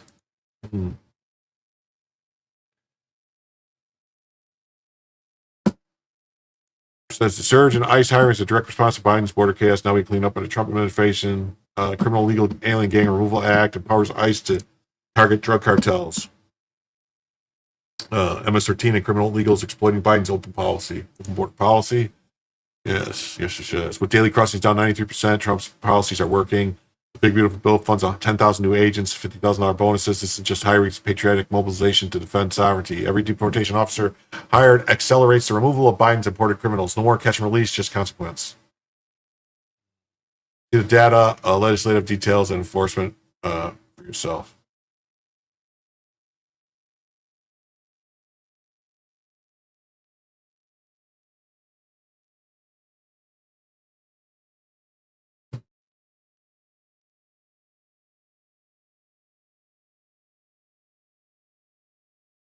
ICE recruiting agents with incentive, massive ad campaign. Sheriffs aren't happy. So this is USA Today saying sheriffs aren't happy that they're hiring these people. Why would the sheriffs care that they're hiring people? Well, let's see. It says ICE just launched a new Defend the Homeland recruitment campaign with $50,000 signing bonus, certain loan repayments, forgiveness, overtime pay, and enhanced retirements. You can't make this shit up. Bribe a generation to build a regime. Welcome to the new normal. Now this guy's complaining.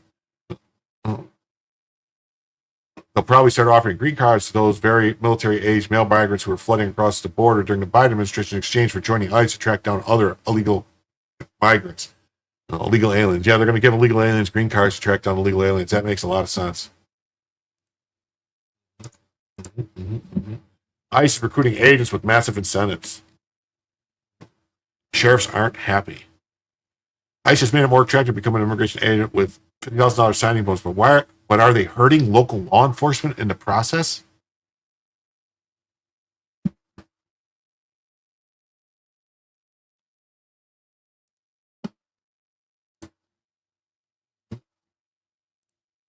Get ready for ICE to flood your social media feeds. Dangling bonuses up to $50,000. Federal officials are launching a massive recruitment campaign. to hire more than 14,000 immigration agents, attorneys, and other workers to help execute President Donald Trump's border crackdown. The president is newly flush with billions of funding. He wants to deport 1 million people annually with the help of immigration and customs enforcement agencies. I want him to deport. I want him to do like Eisenhower did. Eisenhower was able to deport 1.4 million people in 6 months, and that was in the 50s. They didn't have computers or nothing. America needs you. One of the ads, recruiting ads featuring a finger pointing Uncle Sam, like a World War I recruiting poster. America has been invaded by criminals and predators. We need you to get them out. Federal spending plan funds the hiring of 10,000 new ICE agents, making ICE the single largest law enforcement agency in the country, larger than the FBI, DEA, ATF, and other agencies combined. For comparison, the FBI only has 13,000 special agents, according to the Department of Justice. Yeah, but the FBI has like 80 or 90,000 people that work in the offices, analysts, and all these other people who aren't special agents that do all the stuff. Even before the new hires take their posts, the dramatic expansion of the public ICE operations have upset communities from coast to coast and raised questions about the tactics agents have used that they've chased down suspects across Home Depot parking lots, farm fields, and into medical buildings. What the fucking joke this is? Guy ran into a medical building. We're supposed to let him get away. Not supposed to chase people if they run. Just let them go. Aggressive recruitment efforts have also angered local sheriffs, worried that deputies and already understaffed officers will be lured away by the big bonuses and higher pay. Oh, so they're upset that people get lured away for a better job. So they should just stay in a low-paying job, the sheriff office, instead of getting a better job. Maybe pay him more money, sheriff. I don't know. It's tone deaf and reflects total lack of judgment, character on her part. Executive Director, CEO of the National Sheriff's Association said, recruiting offer email to local deputies. It's either galactically stupid or purposely malicious. You're just robbing Peter to pay Paul. In this case, you're robbing the poorest of Peter to pay the richest of Paul's. What? Bolstered by new staffing, federal officials have promised to further flood Democrat-run cities. What is this organization? What is this called? The CEO of the National Sheriff's Association. Let me look up what the National Sheriff's Association is, because I really want to see, is this actually, what is the National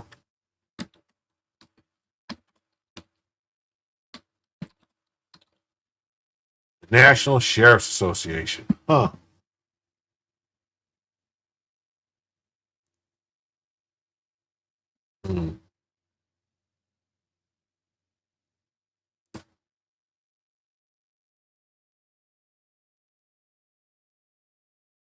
Oh, they affirm that, look at this is the National Sheriff's Association. They affirm that no human should be held hostage by the Trump administration. Look at these people. That's crazy.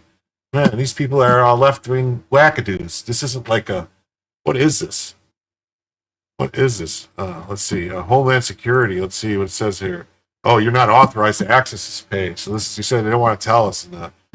School safety, resource officers. Oh, look at wearing a mask. Look at this fat lady. Yeah. So basically, that's what this group is. This group is a bunch of scumbags that are just leftists pretending to be cops. Bolstering the new staffing. Yeah. Department of Homeland Security has already begun hiring the new jobs. Federal officials are planning a massive social media blitz to reach recruits on social media, YouTube, Snapchat, and other places.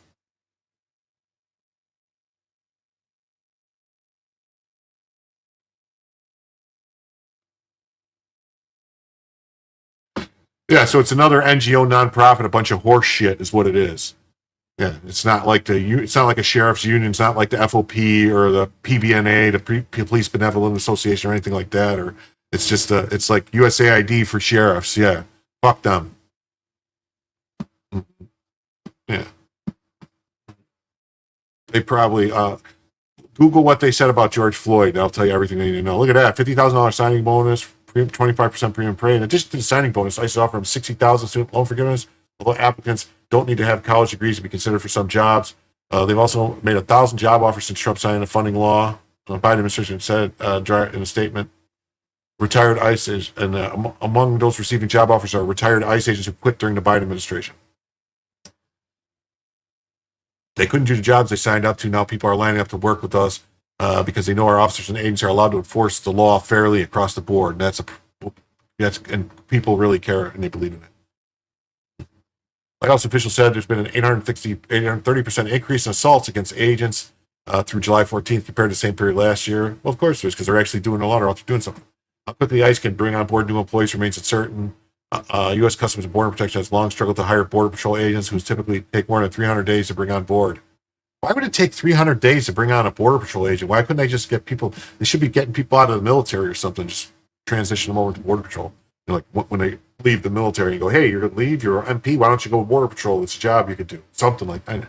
Seems dumb. The National Vice President of Fraternal Police said he suspects ICE will face the same recruiting challenges as local departments. He said years of demonizing law enforcement by some politicians, activists, and media have created a toxic cocktail that will make hiring challenging.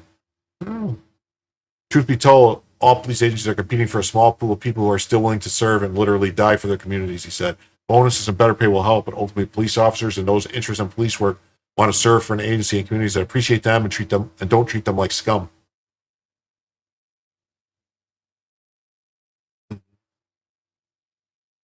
Local sheriffs furious about ICE recruitment officers. The aggressive hiring efforts have frustrated local law enforcement leaders who worry their officers will flock to better paying federal jobs. Oh, well.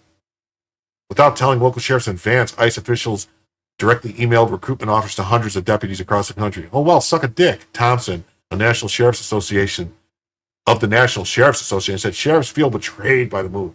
Thompson said sheriffs agreed to send deputies to special immigration enforcement training designed for local police, only to then have ICE try to simply poach them away. Become a wildfire of discontent. Not how partners treat partners, he said. This is embarrassment to the president, and it's sad. Thompson said some sheriff officers currently have vacancies up to 40% and predict ICE hiring speed could further winnow the ranks of local law enforcement. Well, it sounds like they need to pay better money or something or do better that they've got that. That doesn't make any sense to have 40% vacancies. National security expert and commentator Garrett Graff, who investigated Border Patrol hiring surges after 9/11, said in a Substack that ICE risks a surge of applicants from Americans specifically attracted by the rough them up, mass secret police tactics, no hold barred lawlessness that ICE is. There's a bunch of bullshit. This article, no holds barred lawlessness. It's a bunch of horse shit. If you're excited to dress up like you're taking Fallujah for a raid on hardworking roofers in Home Depot parking lot, oh yeah, fuck you, guy. None of that is what happened.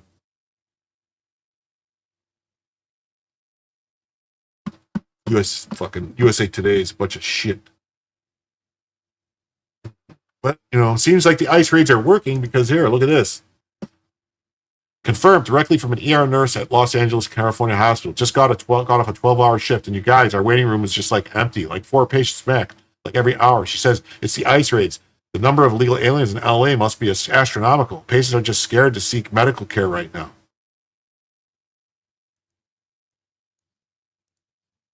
Just got off my 12-hour shift at one of LA County's easiest hospitals and ERs. And you guys, our waiting room is just empty, like 4 patients max, like every hour. And as much as a healthcare worker enjoys a slow day, it's actually pretty scary. Like, I know that a lot of patients are just scared to seek medical care right now, and it's just really sad, the circumstances that we are in right now. And it just scares me for the results of this after, because a lot of patients are going to hold off to not seek medical care, and they're going to come back 10 times sicker.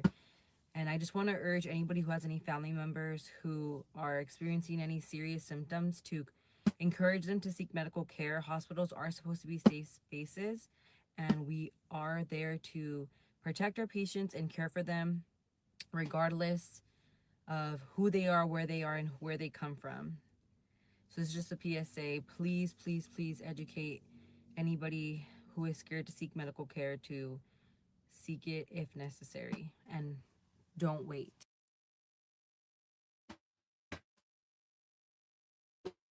I was trying to find an audio booster, and I can't. I don't know. I'm going to have to talk to somebody and let me know what to use, because there's 2 I tried to install, and I got a warning telling me, warning, they're going to be able to see everything you do. I'm like, oh, wait, I don't want to do that.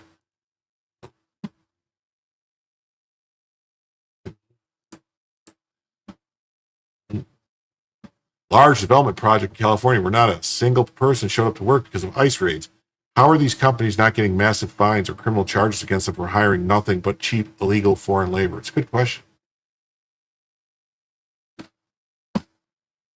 That article was a union press release? Yeah, probably.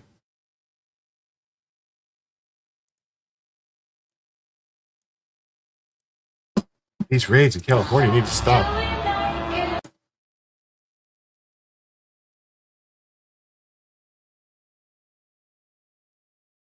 I mean, Not to mention, how do they know that there just wasn't anybody working in that job today? Maybe it was closed for some other reason.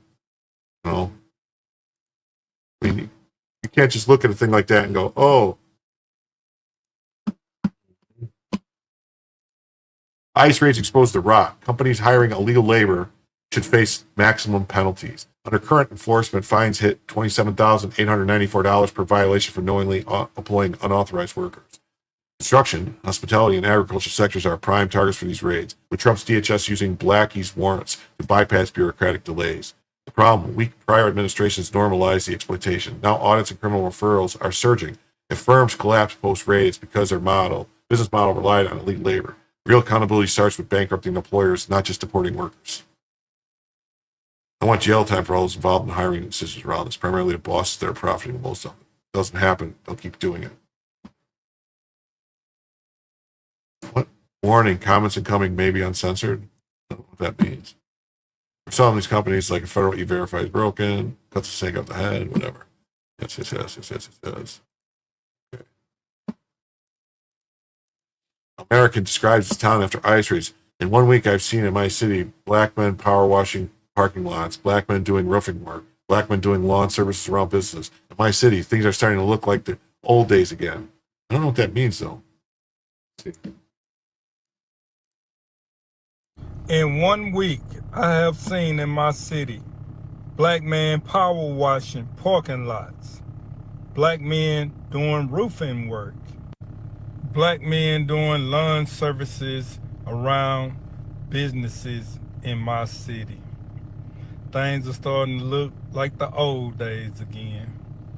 Black Man Thoughts 2.0, and I'm out. Peace. In 1 week.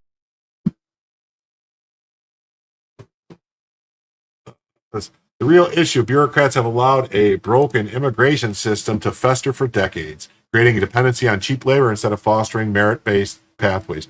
Workplace raids are a symptom of failed policy, not a solution. Towns like Postville and Cactus prove enforcement without systemic reform just reshuffles exploitation from undocumented workers to refugees, then to the next vulnerable group. The answer isn't musical chairs with low-wage jobs. It's shutting down the cycle entirely. Mandatory E-Verify with real enforcement, tariffs on companies outsourcing labor, and crushing the visa overstays that undermine legal immigration.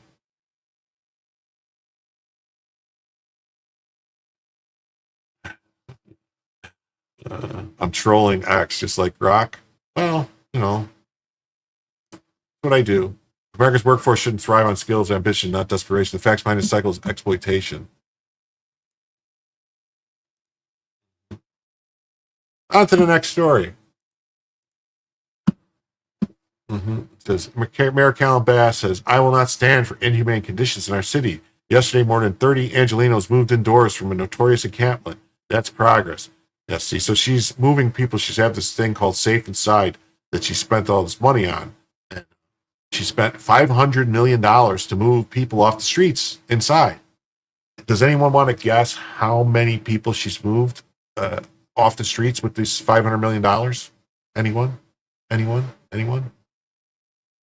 Just over 1,000 people she's moved inside. So she spent roughly $500,000 per person to move them inside.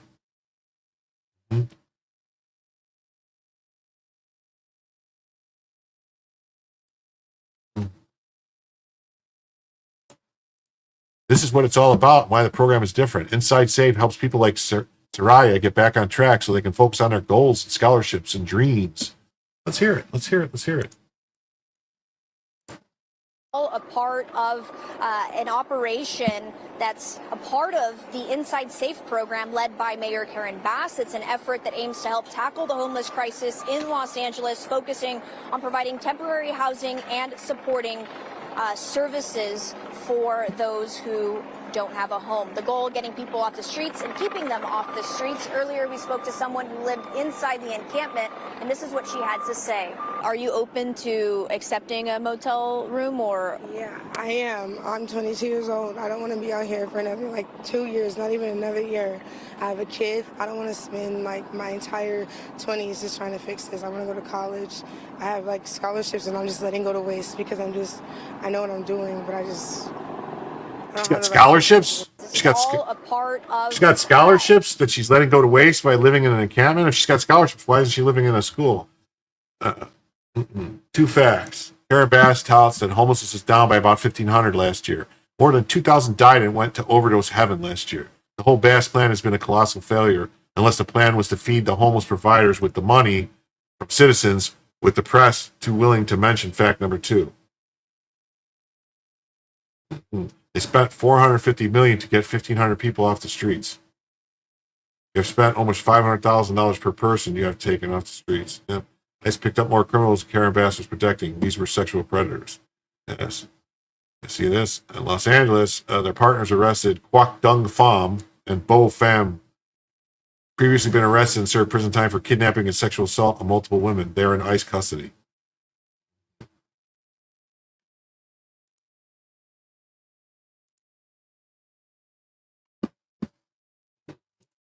Here it is right here. Inside Safe has cost us $450 million and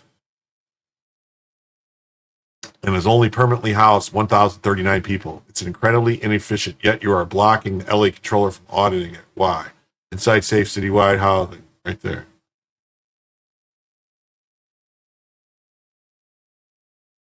$450 million in housing, 1,039. It's crazy. Yesterday, Karen Bass claimed on KNX that she housed 19,000 her first year. Any help in getting that audio clip from approximately 1048, it would be greatly appreciated. That's actually great compared to them wasting Prop HHS $1.2 billion to build 10,000 actual units, but instead it's just over 1,000 beds in group facilities, and the money is gone now. It's a joke how they waste our money and people keep voting and approving the spending. So I'm to believe 1,000 people now own a $450,000 house? That would be crazy, right? That would be crazy. It says, breaking 70 plus removed from encampment as part of Inside Safe program. 79 people must decide between temporary housing or destroyed belongings. Download Citizen to protect the world. This is the Citizen app, I guess. Looks like we have LAPD has the scene taped off. They're going to be removing the homeless encampment that's over there, right off the 405 freeway. Got some stations here reporting. Who is that? I don't know who that is. Got media overhead. They're telling vehicles to turn around. This encampment has been a problem for a while. They removed them, they come back. They removed them, they come back, and yeah. Looks like we have wow. This encampment doesn't look that serious. Wow. Wow. Well, I have to say, it looks like we are not going to go long today at all because we have 6 minutes left in the goal and we did not get a single super chat all night. It's very depressing. No Rumble rants, no YouTube super chats. So I think we're going to have like maybe one more story and that's it. Maybe, I don't know. See. City officials clear a large homeless encampment near Van Nuys, 405 freeway. Officials in Van Nuys are clearing a large homeless encampment. Why is this doing this?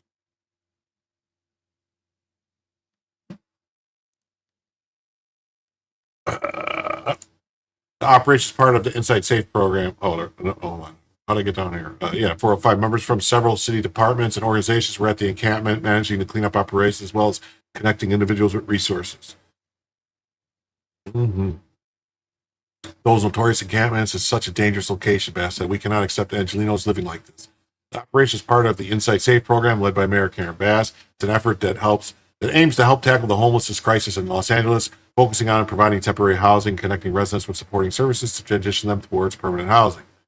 According to the mayor's office, the goal of the program is to get people off the streets and keep them off the streets. Based on the data from the program, over 1,000 people have been permanently housed through this Inside Safe, and over 4,300 people have moved indoors. The head of the Inside Safe program has said everyone who was living at the encampment voluntarily decided to come indoors. Well, if they destroyed all their stuff, they didn't really give them a choice, did they? Bass explained that the operation to clean up the homeless encampments are very costly, and the focus should be on providing housing opportunities instead. Yeah, so don't clean up the mess. Just give them new houses to make a mess in. Is that what the... Here's Fox 11. Inside Safe program clears homeless encampment in Van Nuys. Back to school?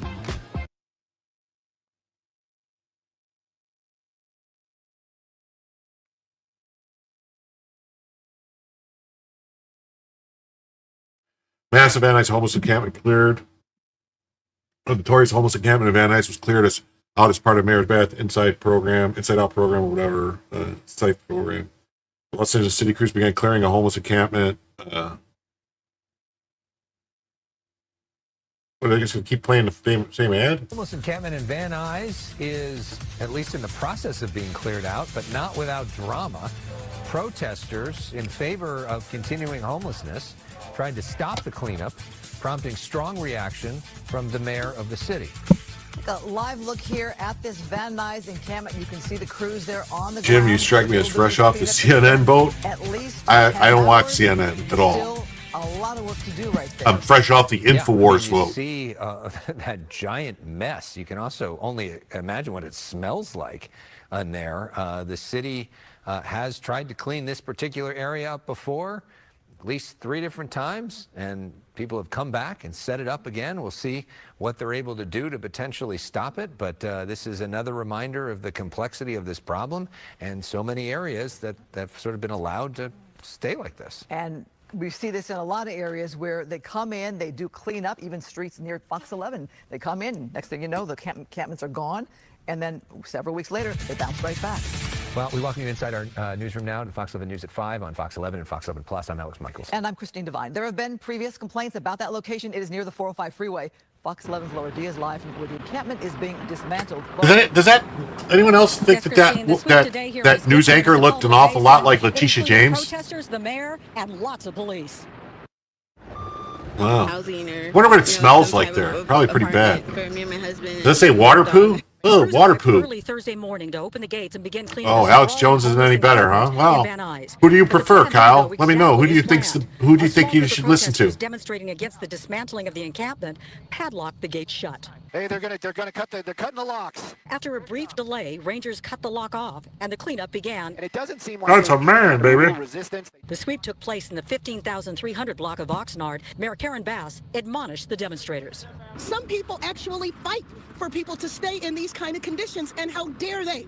Joining the mayor Thursday. Oh, it's almost as bad as people who fight to keep illegal alien invaders in the country and want to protect them and say, well, they're Angelinos now because then once they get here, we're going to protect them and we don't care if they rape people or murder people or whatever. We're going to keep them here. You know, she doesn't care about that. Los Angeles police She's fine with that. And staff from the mayor's signature homeless outreach program called Inside Safe. Some 35 unhoused I try to be as honest as possible, Kyle. I don't. I just report what I read. I see stories. I put it out there, and I make no guarantee that anything is true. I just put it out there. So organizers said the unhoused would receive free lodgings, free food, and other critical services. Even if we have an addictive thing going on, we get the right health and services that we need. This is the largest homeless encampment in the San Fernando Valley. Nearby businesses and residents have complained about it. This is a notorious encampment. Why is she smiling? Sky Fox over the encampment last November when a massive fire engulfed the encampment, sending coal black, noxious smoke into the air. But not everyone took the city's offer for lodgings and services. Daniel told me he'd been homeless more or less for a decade. Drug use, a persistent problem in his life. What are your emotions about seeing your home kind of gutted? I built my house over there with pallets and nails and screws and a screw gun and a hammer. So, I mean, I built it. I could build it again. Daniel told me that he had a place to stay. He wasn't too worried about it, but he did decline the city's offer, as I just stated. As we were mentioning off the top, the cleanup continues here. The city told me that they will send people back to check on the unhoused who are staying in nearby motels. They would not tell me the name of those motels, but the whole idea is to get them functioning again, eventually for them to get their own places. And of course, the part that people didn't talk about in such an overt manner. Well, here's a question now, because like this guy, he's talking about how he built it with pallets and all this stuff himself. Why not, if they want to live like that and they want to build like forts to live in, you know, like they want to pretend they're like kids and they're building forts in the woods and stuff to live in, why not just give them some land in the middle of, you know, somewhere else? Say, here you go, build a fort, have at it, go ahead. Just away from people who don't want to smell it, deal with the drug use and the crime and stuff. And, you know, I don't know, some federal land maybe in the desert or something. Provide them, you know, make sure you give water and everything so I don't want people to die. you know, and then give them the stuff to build. They could spend their days building their own houses and stuff. Give them a little land. Here you go. This is your square. Build your house. Build your thing. Yeah, I don't know what's wrong with that reporter's face. I was kind of looking at it too. She almost looks like she's a drug addict too. Like she's got those like meth marks on her face. I don't know. You know, yeah, like Chaz number 2, but like just we'll set it up for them. You know, we'll call it the federal land, or you know. Well, you know what I mean. Some land. Just give them the land. Let them build it there, away from people. That's all I'm saying. There you go. Not here by the freeway. Go here where you're not going to bother people. That's all. Don't want them to come back here. I'm Laura Diaz reporting live from Van Nuys, sending it back to the studio. So what was the last guy you talked to? What was his big reason not to go into this housing that the city is offering? You know, he basically just didn't want to. And he said to me he felt confident that he would find another place to stay. In fact, the mayor's office called me later and said they followed up again with him, and he said he was going to stay at someplace further away than the valley, although he told me in person he wanted to stay in Van Nuys. So I don't really understand what happened there, but I did give him my email address, and hopefully Daniel and I can follow up. A lot going on there. Yeah, she wants to. The reporter wants to follow up with them because she wants to get some of the meth he's got. You know, she wants to get some of the meth the guy's got. So we'll read some more of the story here in a minute. And I wanted to address the chat here. Someone said a reservation. Well, yeah, something, you know, some kind of land, a camp where you could make them all to like collect them all in the camp somewhere where they could collect together. You know, they could get there and they can, you know, I don't know what other word you would use for it. You know, some kind of a camp that would collect them all, like a collection camp. Los Angeles City Crews began clearing a homeless encampment by the 405. The process, safe operation launched by Inside Safe by Karen Bass. It was 10th City in San Fernando Valley. What we know, the process began at 6 a.m. Well, she's just over there. And then Steve says, you have to deal with water and poop and law enforcement. Well, if it's the desert, they could just dig holes in the ground to you know, poop in the holes in the ground in the desert. A lot of holes in the desert. I don't know. Yeah, if you stop giving away free stuff, they'll get jobs and move out on their own. It would be nice. Don't send them to Jim's house. That's not cool. I don't want them here. Aerial images show the piles of trash being removed and cleared. Yeah, we saw that. The sweep was part of the LA Inside Safe operation, and it impacted an estimated 75 people as part of the operation. In order to immediately bringing Angelinos off the streets, a bold, citywide, voluntary, proactive. See, I don't know if you can, by making it voluntary. Yeah, I am libertarian. That's what I'm saying. You're giving them the ability to go live the way they want. I'm not forcing them. I'm saying give them the opportunity. Go here. I'm not saying you force them. You just make it like here. Why wouldn't they want to? Why would they want to live on a street somewhere when they could go and do whatever they want here? And you could have like, you know, make it like if they want to do drugs, make it so that as long as you're doing drugs in this area, you're fine. You don't I don't know, man. We got to do something different, man. We got to change what we're doing because it's not working. I don't want anyone punished or hurt, but I don't want, you know, shouldn't be affected. Federal land, there is federal land. You want me to somehow take the federal land away from them? I don't know how I would do that. I'm not like the compound has provided stability for people living on the street for the past 2 years. The loss of the space will be devastating for the community that has built a self-determined people's solution to homelessness. So yeah, so they built their own compound. So build a compound for them out away from everyone else. Street Watch defines a coalition of organized concern about tenant rights. They're not paying rent there. I don't understand any of this. I will not accept any squalor conditions. I don't know, man. We responded to encampments all the time. It took a while to amass resources to house everybody in this encampment. We rarely encounter encampments as large as this. It takes a while to assemble the hotel rooms so that they can get people together. Then we'll make a motel community, whatever. Oh, crap. Here's a choice. You pay for them to be in motels or you beat them, squalor, and endanger themselves.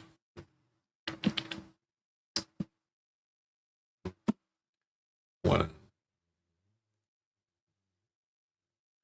All right, on to the next story. This is about the Senate, stuff going on in the Senate. It says, attention, Chuck Schumer.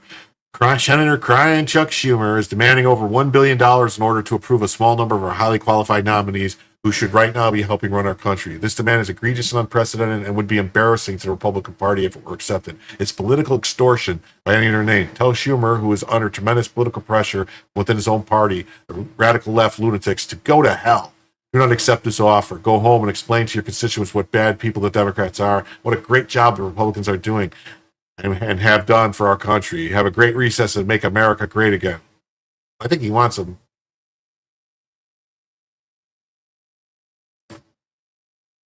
Compound building worked great in Waco until the feds rolled up and the ATF decided they wanted to kill a bunch of people. I thought you were a libertarian, Kyle. Now you're against Waco? You think the advanced Davidians deserve to die? Those kids deserve to die? You know?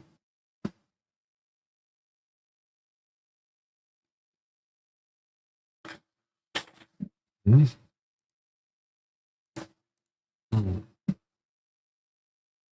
President Trump just confirmed Chuck Schumer and the Democrats are literally extorting him and the Senate GOP in exchange for confirming his executive nominees. Political extortion. Trump tells them, go to hell. Yes, do not accept the offer. Go home and explain to your constituents what bad people the Democrats are. Yeah, we read that. Schumer's hostage taking of nominees is peak DC dysfunction.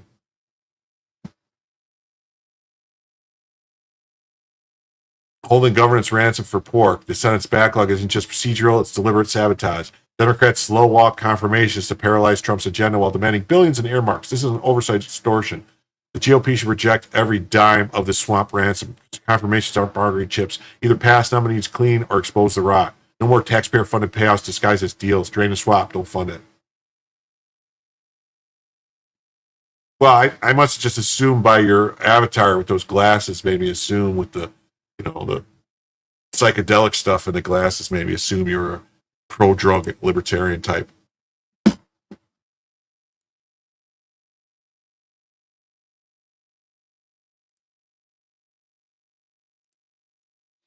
Chuck Schumer and the Democrats are trying to shake down the president for money to approve his nominees. Listen up, America. Republican Senator John Kennedy just spilled the beans on the Senate farce. The president's called a rare Saturday section to ram through his critical nominees. But Schumer's turning into a hostage situation. Straight from Kennedy. I'm hearing from credible sources Senator Schumer is demanding money that only the president can provide. The president has said no so far. They're grinding through pointless votes, one nominee every 2 hours for 10 plus hours.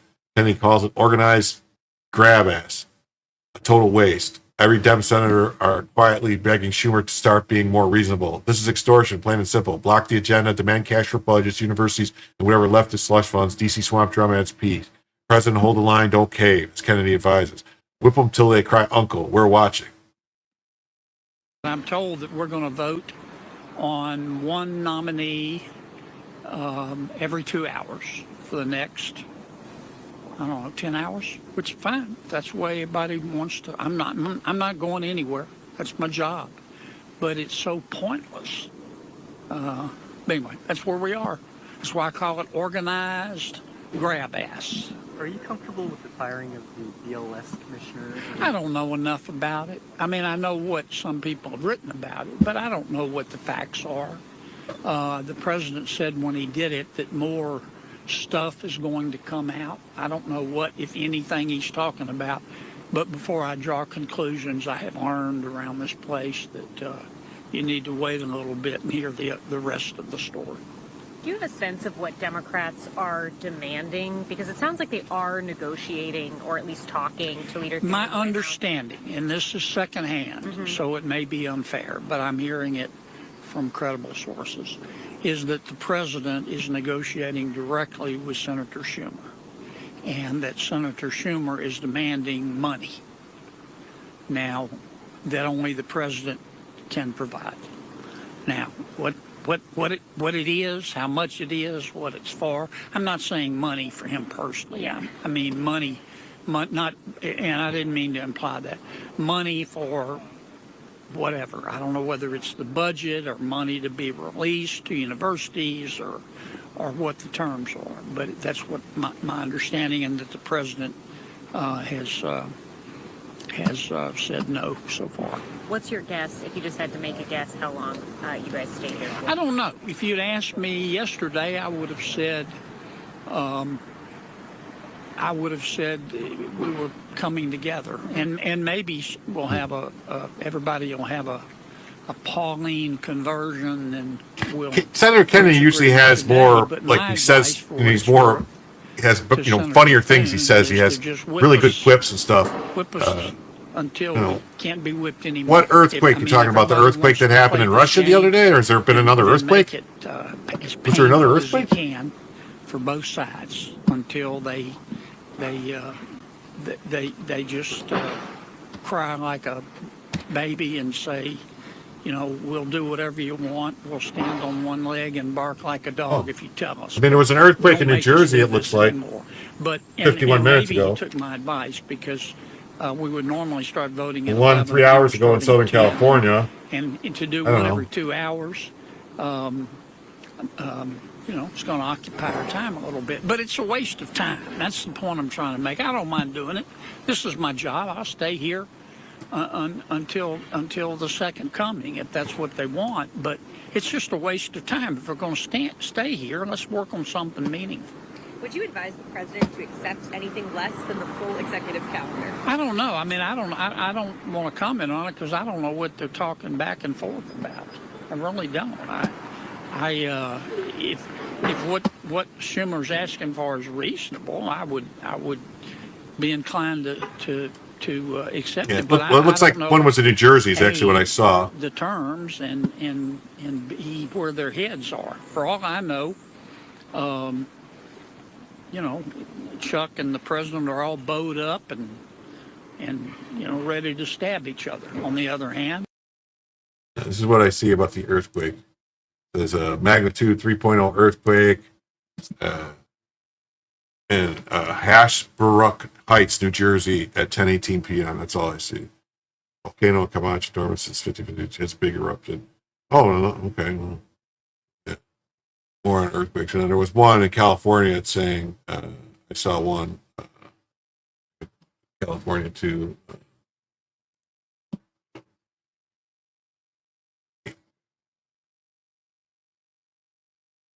3 hours ago.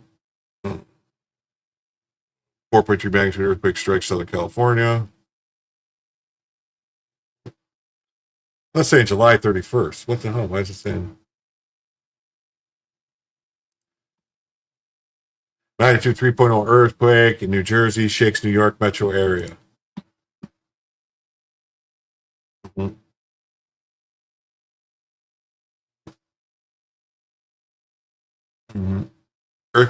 Quake's epicenter was in Hasbrook Heights, New Jersey. No injuries or structural damage was reported. An earthquake shook things New York metro Saturday night. Quake preliminary magnitude of 3.0 hit Hasbrook Heights, New Jersey, 10:18 p.m. There has not been any reports of injuries or structural damage. The earthquake was preliminary depth of 10 kilometers, which isn't that deep actually for an earthquake, which is shallow relative to others that have happened on Earth. Yeah, that's a shallow depth. It's a wimpy quake, but it's shallow, so it probably shook pretty good. No major impacts were reported. New York City Emergency Management said New Yorkers should prepare for aftershocks that could occur minutes, hours, or even days after the initial event. The Post also recommended those who felt shaking check for hazards like wood, falling debris, or cracks. So, Empire State Building made sure to let New Yorkers know it survived the shake. I am fine. Titel said the earthquake was substantially less life-threatening than the 8.8 magnitude earthquake that Russia felt, prompting the tsunami warnings.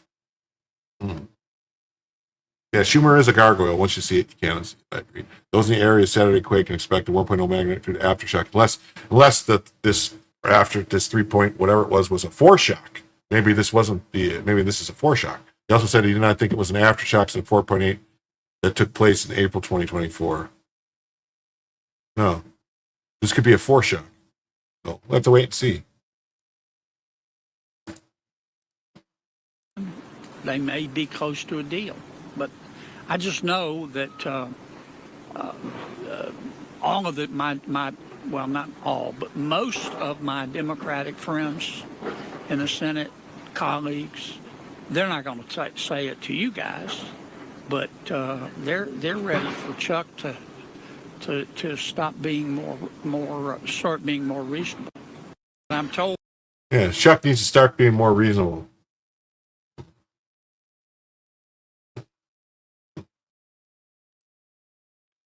Mike Lee says, I have drafted a concurrent resolution of adjournment, one that will allow President Trump to use his power under the Constitution to make recess appointments. I believe we've got the votes to pass it. The Dems can either stop delaying or face recess appointments. Either way, we win. Yo, Spuds, what's up? Nice to see you. Good to thanks for being here. Let's see what Mike Lee says. We've continued to have delay after delay, and we'd rather get these people confirmed. Senate Republicans are ready, willing, and able to stay and get that done. If they don't want to, though, we got another way around this. I've drafted an adjournment resolution, one that would allow President Trump to invoke his recess appointment power. So if this is the way the Democrats want to play, they might not like the result. Either way, we're good. We just want to get President Trump's nominees in place, and we intend to do it. We're going to win. Okay, cool. Let's get it done. Senator Base Mike Lee has been an absolute warrior in fighting to get President Trump's appointments confirmed. He's been going nonstop and relentless in his efforts to make this happen. Thank you. Why did it do that? Thank you for your grit and determination. This is the way. Thank you. Keep fighting, Mike. All right. Woohoo. Senator Eric Schmidt says, I've always regarded the Senate as the greatest deliberative body in the history of the world. Now the great arsonist Chuck Schumer has taken a torch to the Senate. My Republican colleagues and I won't allow it. Let's hear what he's got to say. 2.5 years ago, I was sworn in as America's 2,000th senator. 2,000th senator. Pretty unique honor from a kid who grew up in a working class neighborhood in Bridgeton, Missouri. And as somebody who appreciates history, the United States Senate has always been held out as the greatest deliberative body in the history of the world. It's a very uniquely American institution. As our founders envisioned what our system of government looked like, they wanted something that was very different than the House, and something that you had equal representation as opposed to proportional representation, this system of checks and balances in a bicameral legislature, every state, no matter. Well, because the Senate was supposed to be representative of the states. That's why it wasn't until the 22nd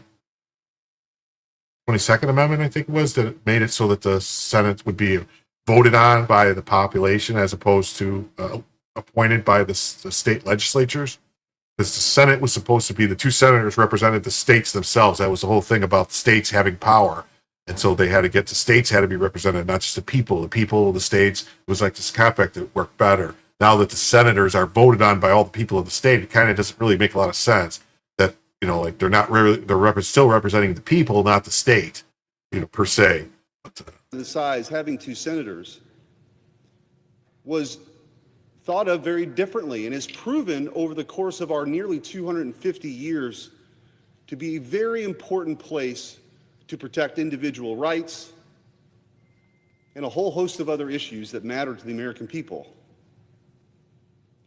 There's also been some people whose names are famous. You had Henry Clay, the great compromiser. You had, of course, Webster, Calhoun, and Clay as the great triumvirate. Missouri's first senator, Thomas Hart Benton, was known as Old Bullion. And I want to propose a new name, someone who serves currently in the United States Senate,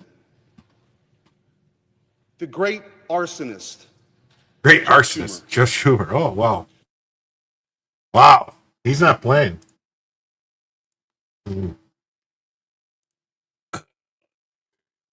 Schumer's leadership collapse isn't just political theater, it's a case study in bureaucratic surrender. By enabling Trump's blank check funding bill, he greenlit the gutting of the education department while universities... Wait, is this Doge AI? What the hell's going on here?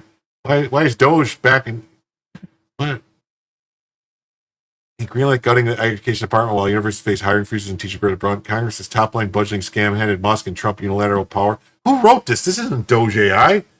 This is some scam here. They're attacking Musk and...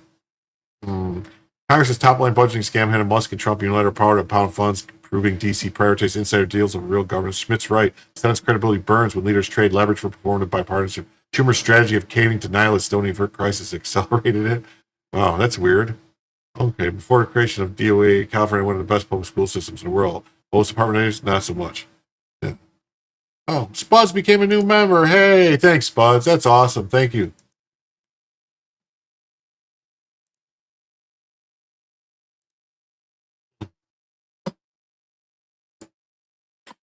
Senate Republicans seriously considering adjourning per Politico rather than taking the deal with Democrats to exchange spending concessions for confirming Trump nominees. Do it. Recess appointments. Give the Dems nothing.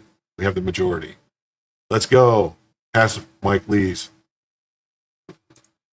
GOP's adjournment push isn't about giving Dems nothing. It's about bypassing obstructionists who weaponize procedures to sabotage governments. Democrats have stalled 144 plus nominees, forcing endless cloture votes for roles like ambassadorship and agency heads. This isn't partisan gamesmanship, it's systemic paralysis. Recess appointments, while drastic, reset the balance when minority tactics grind the system to a halt. The real issue, DC's addiction to delay. Every day spent on procedural theatrics is a day wasted for taxpayer funding the circus. Confirmation shouldn't require Herculean efforts to demand basic functionality. If adjourning forces accountability, so be it. Well, they could just say, no, we're not going to, that's just a rule.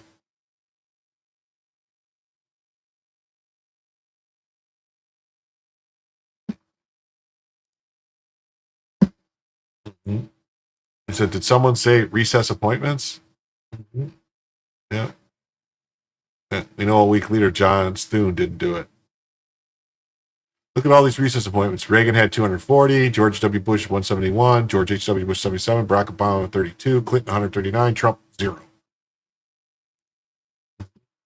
Then we got Langford.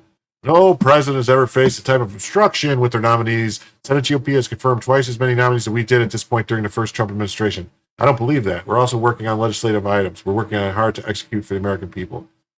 How's that possible? Trump has been in office for 6 months, man. How is it possible that you still have all these open vacancies? As many all these interim now is what we did under the first Trump administration, but we still have quite a few to go. This has been, though, we can do this the easy way or the hard way for the past 7 months. You see, confirmations typically are done by voice vote here in the United States Senate because we have work to do on legislative work as well. Unlike the House, we do personnel and we do policy. We have to switch back and forth between the two often, but every time you're working on the personnel side, the confirmation side, every single nomination takes about 3 hours, both to file on them, to be able to go through the whole period. There's also a day of waiting for those.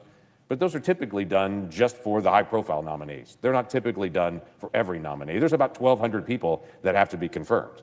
So typically things are done by voice vote. Under President George W. Bush, 90% of his nominees were actually done by voice vote in the Senate. Under President Obama, 90% of those were done by voice vote. Under the first President Trump, 67% of his nominees were done by voice vote. So far in this Senate, 0. 0. Every single nominee, even if it was the protocol officer for the State Department, or a legislative affairs person in an agency, or the deputy secretary assistant of something, literally that no American other than their family knows who they are, they've had to go through the full 3-hour process, the intervening day, to slow this down. That has not happened to any president ever in the history of the country. Ever. No president has ever faced this kind of obstruction, ever, for their nominees. So I guess maybe it's time to just change the rules then. That's how they want to play.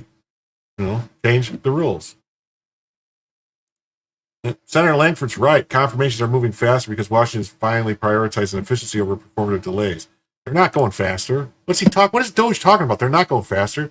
GOP-led Senate confirmed 11 nominees by February 4th, outpacing the first Trump term's 6 and Biden's glacial pace. Well, it's died since then, though. Deliberate dismantling.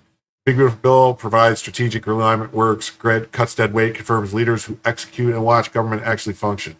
Construction crumbles when you replace swamp theatrics with American first urgency. And right here you got Thune blocks Trump. John Thune just announced he will block President Trump from making any recess appointments after he recesses the Senate tonight for a month vacation. What's your message to Leader John Thune?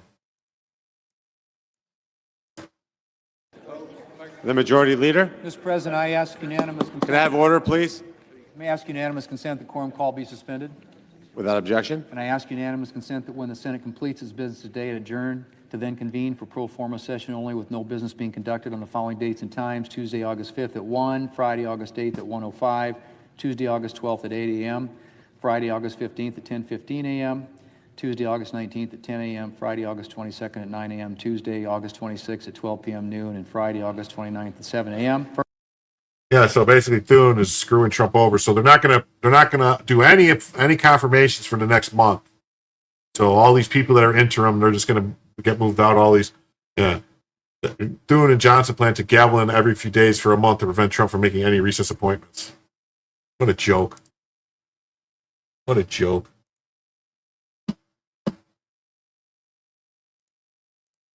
Yeah. John Thune is defying Trump and not adjourning the Senate. Make no mistake, Susan Collins and Lisa Murkowski are sitting directly behind Thune. They're sending a message to Trump. The rhinos are staging a resistance. Yeah, look at them too. Like they're shaking their heads. Yeah, here we go. We got you. That's what it is. That's who's running. We got these two fucking old hags running the Senate. Two rhino old hags. One from Maine. One from Arizona, Alaska. They both need to get the fuck out of the Senate.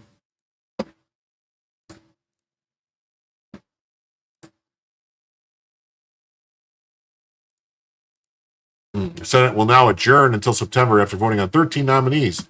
No deal with the Democratic extortionists. They wanted to approve nominees in exchange for Trump on freezing some funds. He said no. Senate's adjournment without confirming nominees highlights the broken priorities, gridlock over governors, while Democrats play obstructionist games, taxpayers foot the bill for bureaucratic paralysis. Senate theatrics stall the progress, letting agency hoard power instead of streamlining operations. Yeah. What needs to happen is Johnson needs to adjourn, and then they can do this thing.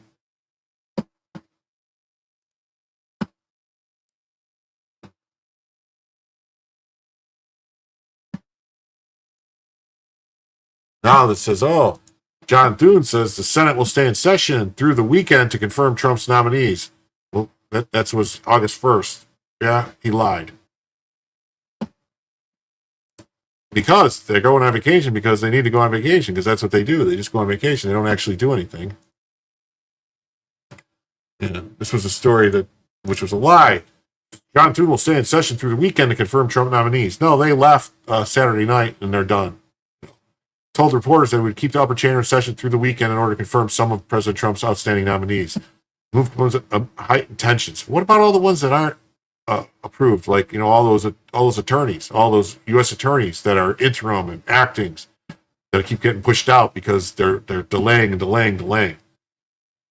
He would keep the Senate session until at least this weekend to confirm. If Byron Donalds becomes governor, I would move to Southwest Florida and vote for Jim to replace him. They expect 1 million people in Lee County in 2 years. Means another seat. Oh, that would be great. That would be great. I like Byron. Thank you for the $5, Spuds. I like Byron Donalds. He's great. I think he will be the governor. Yeah, Trump. Yeah, Thune just blocked the recess appointment. So we were just reading this. This story is older. It should have been earlier, but I appreciate the $5. And hopefully, I don't know. I don't know if I would run for Congress though. Seems like there's discussion between the White House and Schumer and the Democrats. Thune said this is how going to be resolved. We'll see where it leads. So Thune and the two Republican or Democrats, whatever you want to call them, that were sitting behind Thune, shaking their heads, the two women, Murkowski and Collins, that's who are trying to get the stuff pushed. They're trying to force Trump to negotiate with Schumer. There's at least 150 nominees still waiting to be confirmed, including many judicial nominees, such as the acting Attorney General of New Jersey, Alina Habba. Senate Republican Whip John Barrasso slammed the Democrats for unprecedented obstruction. Yeah, Thune is nothing more than a McConnell light. Christians that used to fly through on voice votes are being held hostage. This isn't normal. The Senate was supposed to have been its month-long recess where senators return to their home district to meet with constituents on Saturday. It's unclear when the recess will begin now. It already began on Saturday. They approved what's-her-face, Jeanine Pirro, but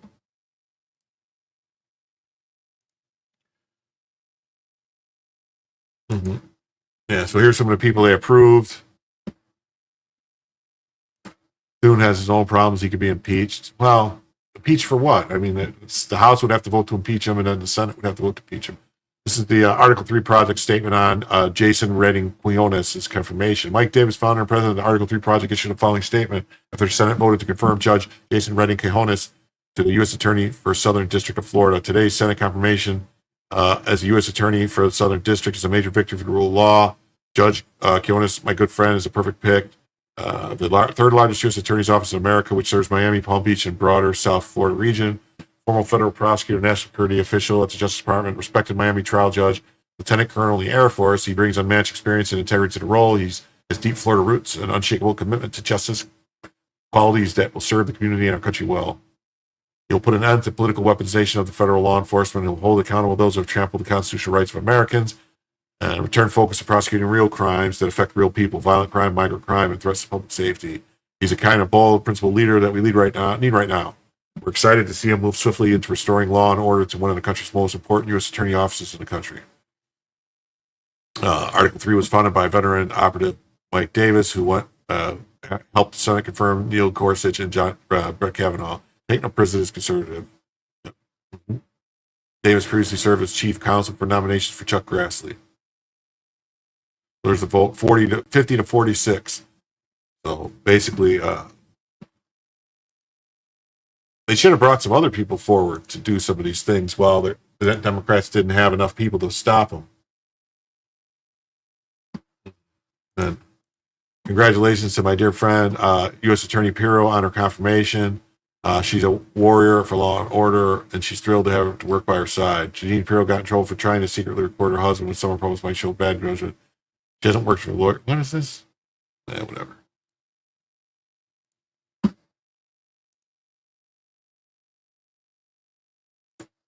Senate confirms Jean Pirro as U.S. Attorney for D.C. 50 to 45. Top D.C. federal prosecutor. These people are nuts.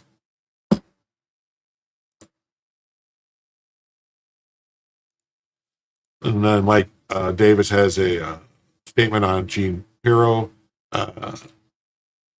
Senate's confirmation of Jeanine Pirro is United States Attorney for District of Columbia is a monumental step towards restoring law and order, nation's capital. She's true patriot, statement for a lucrative media career to serve in this crucial role. As a former prosecutor and judge, Judge Jeanine brings decades of experience, toughness, and no-nonsense approach to fighting crime. She is a league of her own. No one is more qualified, more fearless for taking on the lawlessness that's plagued D.C. for far too long. Biggest winner today are law-abiding residents of D.C., especially low-income black families who former Biden U.S. Attorney Matthew Graves and Biden Justice Department trapped in crime-ridden D.C. neighborhoods. Judge Jeanine Pirro will have the back of all D.C. residents. To the violent criminals, gangs, thugs, and corrupt actors who have run rampant in our nation's capital, your time is up. With Judge Jeanine Pirro in charge, you better scatter like rats because accountability is coming. Justice is coming. Pirro brings the exact kind of bold, decisive leadership that D.C. needs. Commend President Trump for making his nomination in the Senate for confirming it.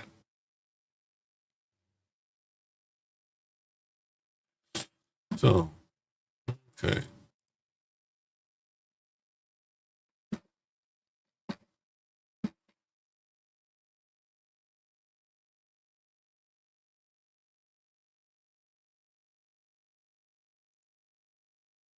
I don't know. The Senate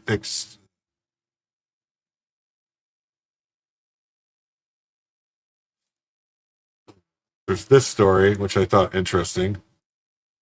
Federal agents arrested a suspected ISIS operative in Southern California and uncovered an apparent homemade explosive device in his home.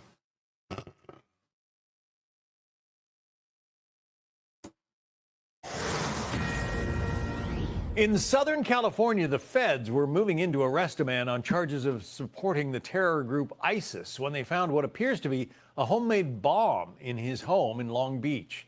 Marianne Rafferty, live in Los Angeles with more on that story. Marianne. Yeah, good afternoon, John. A shocking discovery as federal investigators were arresting a suspected ISIS operative, a homemade explosive device found inside his Long Beach, California home. According to federal authorities, the bomb was found during the arrest of a man accused of sending 12 electronic payments to ISIS and traveling overseas to fight for the terrorist group. FBI investigators say the suspect, Mark Lorenzo Villanueva, is charged with providing material support to a foreign terrorist organization. Villanueva is also accused of posting anti-America messages online, including an especially chilling one, "Honor to fight and die for our faith." Former acting ICE Director Jonathan Fahey telling Fox News, with 4 years of open borders before President Trump took office, federal agents are on the lookout for incidents like this one. We know we had millions and millions of people not knowing what their motivations were, if they were here to harm us, how they were here to harm us, and they're all here and could harm us right now. Now, the complaint against Villanueva includes an exchange with another ISIS fighter, which reads in part, Villanueva says, "My dear brother, are you a supporter of the Islamic State?" The unidentified suspect says, "Yes, I was an ISIS fighter. I was captured at 17 and released at the age of 30. Federal agents say their investigation unveiled social media messages and communications records, which all led to this arrest. And we'll be following this developing story and bring you any new details as we receive them. Wow. That's crazy, right? That's nutso.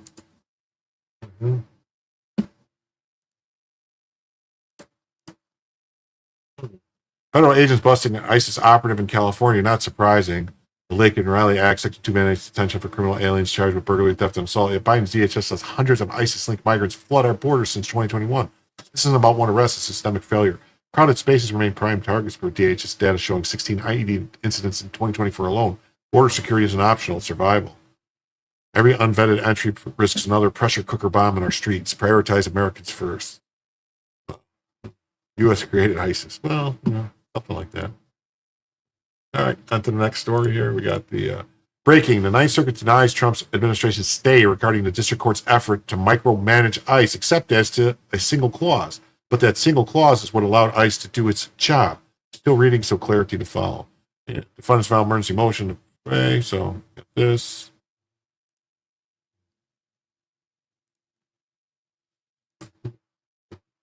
As I noted before, one of the problems with the court's injunction is that you can't enjoin a situation where the situation depends on all of the facts and circumstances. For instance, of a voluntary encounter which needs no reasonable suspicion. On that point is exactly what the training is. You can see from the language the specific details need to know whether there is or isn't reasonable suspicion. This is BS. The Trump administration stressed that it was totality of circumstances. On the standing issue, decision concludes individual plaintiffs and those organizations will help will be victims because of the breadth of the ICE efforts. This seems inconsistent with the case law. As I noted, the start of the exception as permitted by law is what made the injunction a nothing burger because those facts can be considered to be part of the total circumstances. But now the appellate court, by removing that language, is making legal factors illegal unless it is caveated later. Still reading. Okay, so the gloss by the court allows ICE to continue its arrest because it will never be just those four factors. It will also include, for instance, that presence at a particular location was a location where evidence showed past violations by employers. And it says detentive stops, which means any one of those four factors can alone be used to decide whether you have a consensual encounter. So the discussion explains my point is that it doesn't really handcuff ICE because the fact that the past violations by employer is another factor. Problematic and wrong. Yikes, and now the Ninth Circuit is changing the injunction to say they can't consider other factors. The court then contradicts itself by citing a law that makes it clear those factors do count. So the court again contradicts itself by another factor here.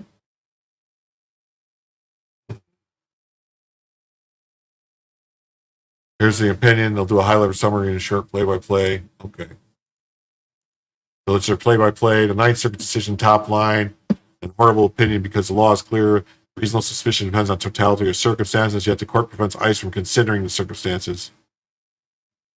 The district court had actually allowed for that by including expected as permitted by law, which the Ninth Circuit struck. The Ninth Circuit then, after saying ICE can consider other circumstances, actually altered injunction language by presence at a particular location. This is what the Ninth Circuit said was enjoining, that whether it be a random location or location selected because of past experience, then added a limitation of the circumstances ICE can consider in a totality of circumstances. And even the Ninth Circuit analysis made clear that courts considered that as a factor. Bottom line, this is a horrible opinion from the Fourth Amendment perspective and from what's enforceable as injunction, but ICE still has leeway if it encounters are consensual, or if ICE executes a search warrant like it did at the pot farm. Doesn't change how bad the opinion is. Yeah. The court filing, DOJ tells the Ninth Circuit Court of Appeals a quota of 3,000 ICE arrests per day doesn't exist. DOJ says ICE has never been directed to meet a quota. The claim began with the media reporting about Stephen Miller setting a goal, and that it was never policy. No such directive have ever been stated. The case is part of the Trump administration appeal to the Ninth Circuit. Yeah.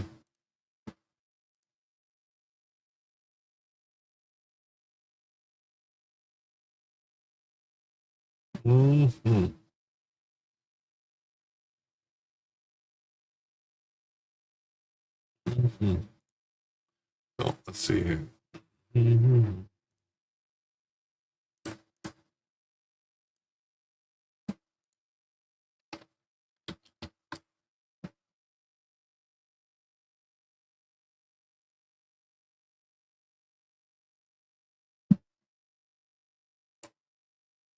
Okay. Well, thank everybody who came by today. Tell you to please like and subscribe. Please leave a comment. I'll see you all Sunday night. And remember to come on back where Jim can tell you the news.